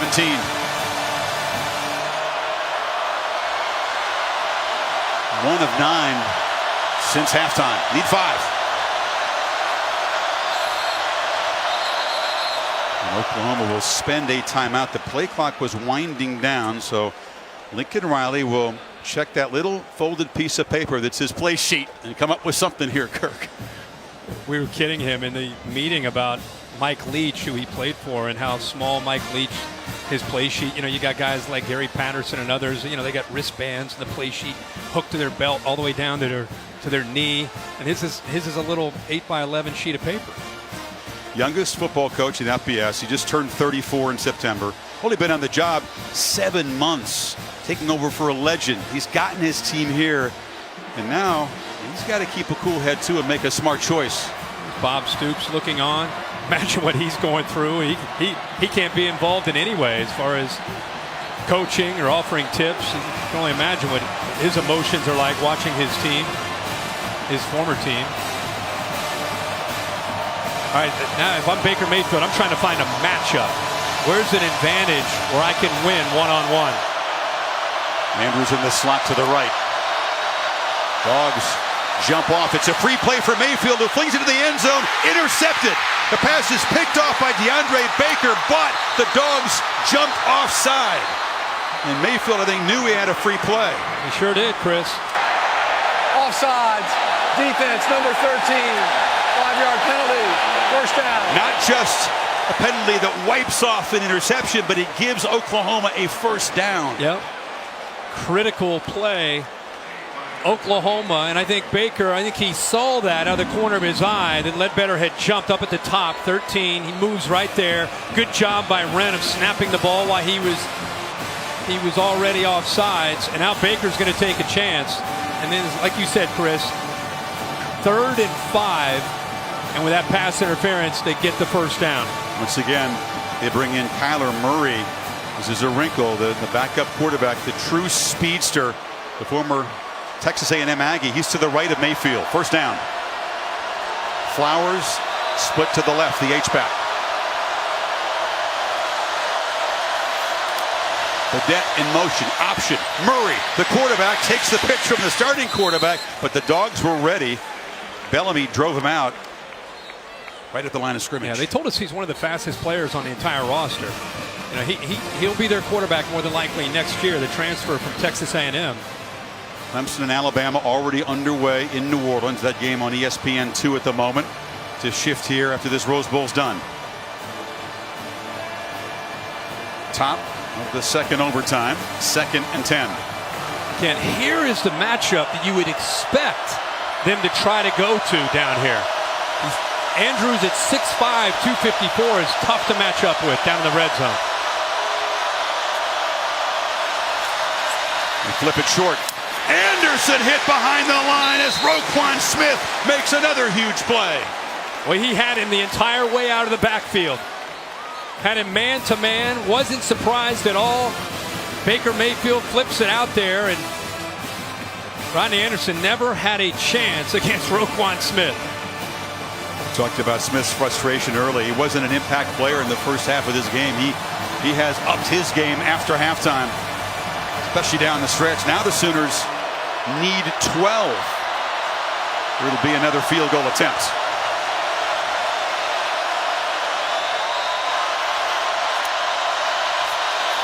Mayfield has time, flips it short.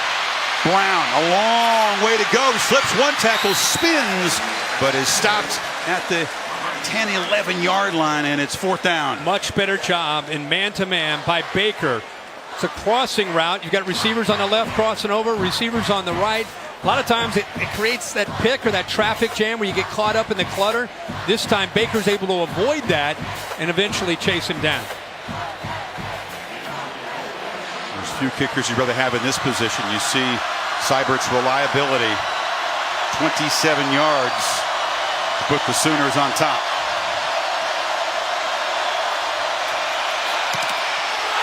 Deflected, blocked. The Dogs do it again.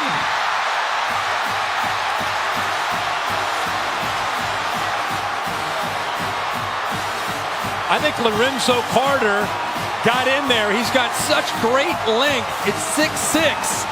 I think he was able to get the penetration, get up in the air, and get his right hand on the ball.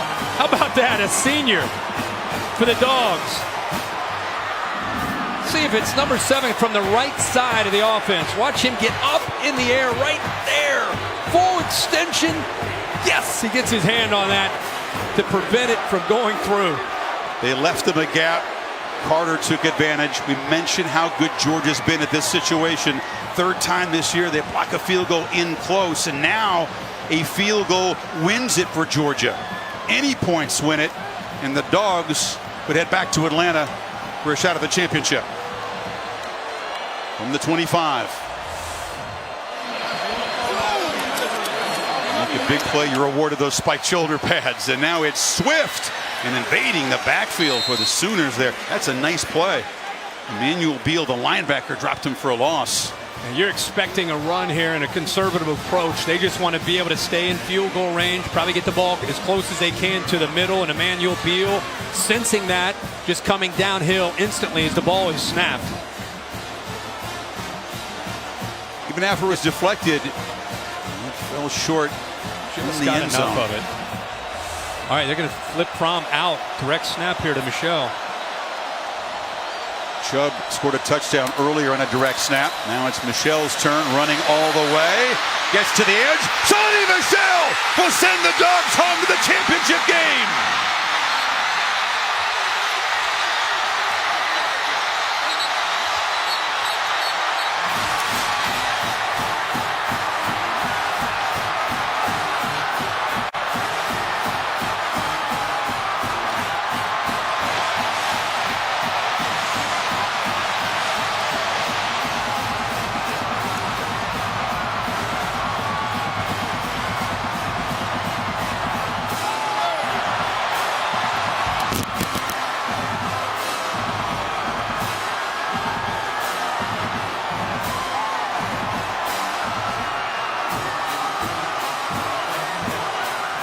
Just like that, the Sooners season ends, and the Dogs can dream big about a national championship. It would be their first since 1980.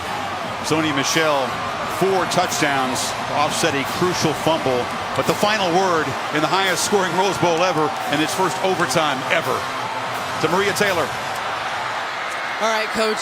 Your 3rd blocked field goal of the season results in your team going to a national championship game. How do you describe the way this game ended? What a game. What an atmosphere. You know, my heart goes out to the Oklahoma team because these guys played their tail off, and so did ours. Nobody ever quit. Everybody fought hard. So proud of these kids and seniors, man. I mean, they never quit.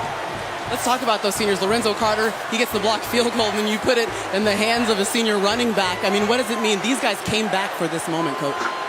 Impressive. Character, integrity, proud of them, man. This is a great university, and these kids hauled their tail off. In your 2nd year as the head coach at your alma mater, you're taking them to a national championship. Let that soak in and tell me what it means to you. Go Dogs. Hey, for you too, girl. Thanks, Coach. Appreciate it. Tom, we go over to you. Maria, thank you very much. Jake Fromm and Roquan. Let me start with you. You tell me this. Everything's a first for a true freshman. Your first ever Rose Bowl, the first playoff game to go to an overtime. What did you tell your team heading into the 2nd overtime session? We had to believe. You know, God is good, and He stayed with us, and Man, the guys on the team, we just stayed faithful. Roquan, man, everybody kept giving it their all. We kept the main thing. We kept chopping. And it's just an incredible experience to get to share with my teammates. This team was down 17 points toward the end of the first half. What was the message and the key adjustment at half? I mean, we kept believing. We knew we were a four-quarter team. And we were more physical. You know, we were more physical than them. And we just kept chopping. We knew each and every blow we took in the first half was going to pay off for us in the second half. And thank God it did. Roquan, we didn't call your name a whole lot in the first half. It seemed like you were frustrated. What was the key adjustment defensively? It was just doing what we do, and like we couldn't get, you know, we was facing a little adversity, but we couldn't let that change our approach and whatnot. So I wasn't really focused on what I could do, but it was more so a team thing, and we just came out the second half, made the right adjustments, even though they still did things, but we got it done. The chance now to go back to Georgia and play for the national championship. What does it mean to you, Roquan? It means everything, to bring all this back to the university, and like my family, all our families, and just the team, all we've been through is just amazing, and I can't thank God enough, and I'm just so proud of all of these guys. Roquan and Jake, congratulations, guys. The Dogs headed to the national title. Chris? Massive plays as Mayfield is consoled the final game of his brilliant college career. Lorenzo Carter, one senior, made the block. That's him right there. Set up the game-winning touchdown for Sony Michel, his fourth today. Fourth, and don't forget the fumble that he had. Look at the blocks by Nada. Good block downfield. Look at the quarterback, Jake Fromm, picking up a block. But remember, Michel was the one who fumbled the ball that Oklahoma picked up and scored. How fitting that he's able to put that in the end zone. And, of course, there's the reaction from Baker Mayfield. Will never wear a Sooners jersey again. Post-game coverage, including the trophy presentation over on ESPN2. Going to shift it now momentarily to the second semifinal, Clemson and Alabama from the All-State Sugar Bowl. An absolute classic in Pasadena this evening. The Dogs headed home. Who are they going to meet? The Tigers or the Crimson Tide? We're about to find out as we send you to New Orleans right now.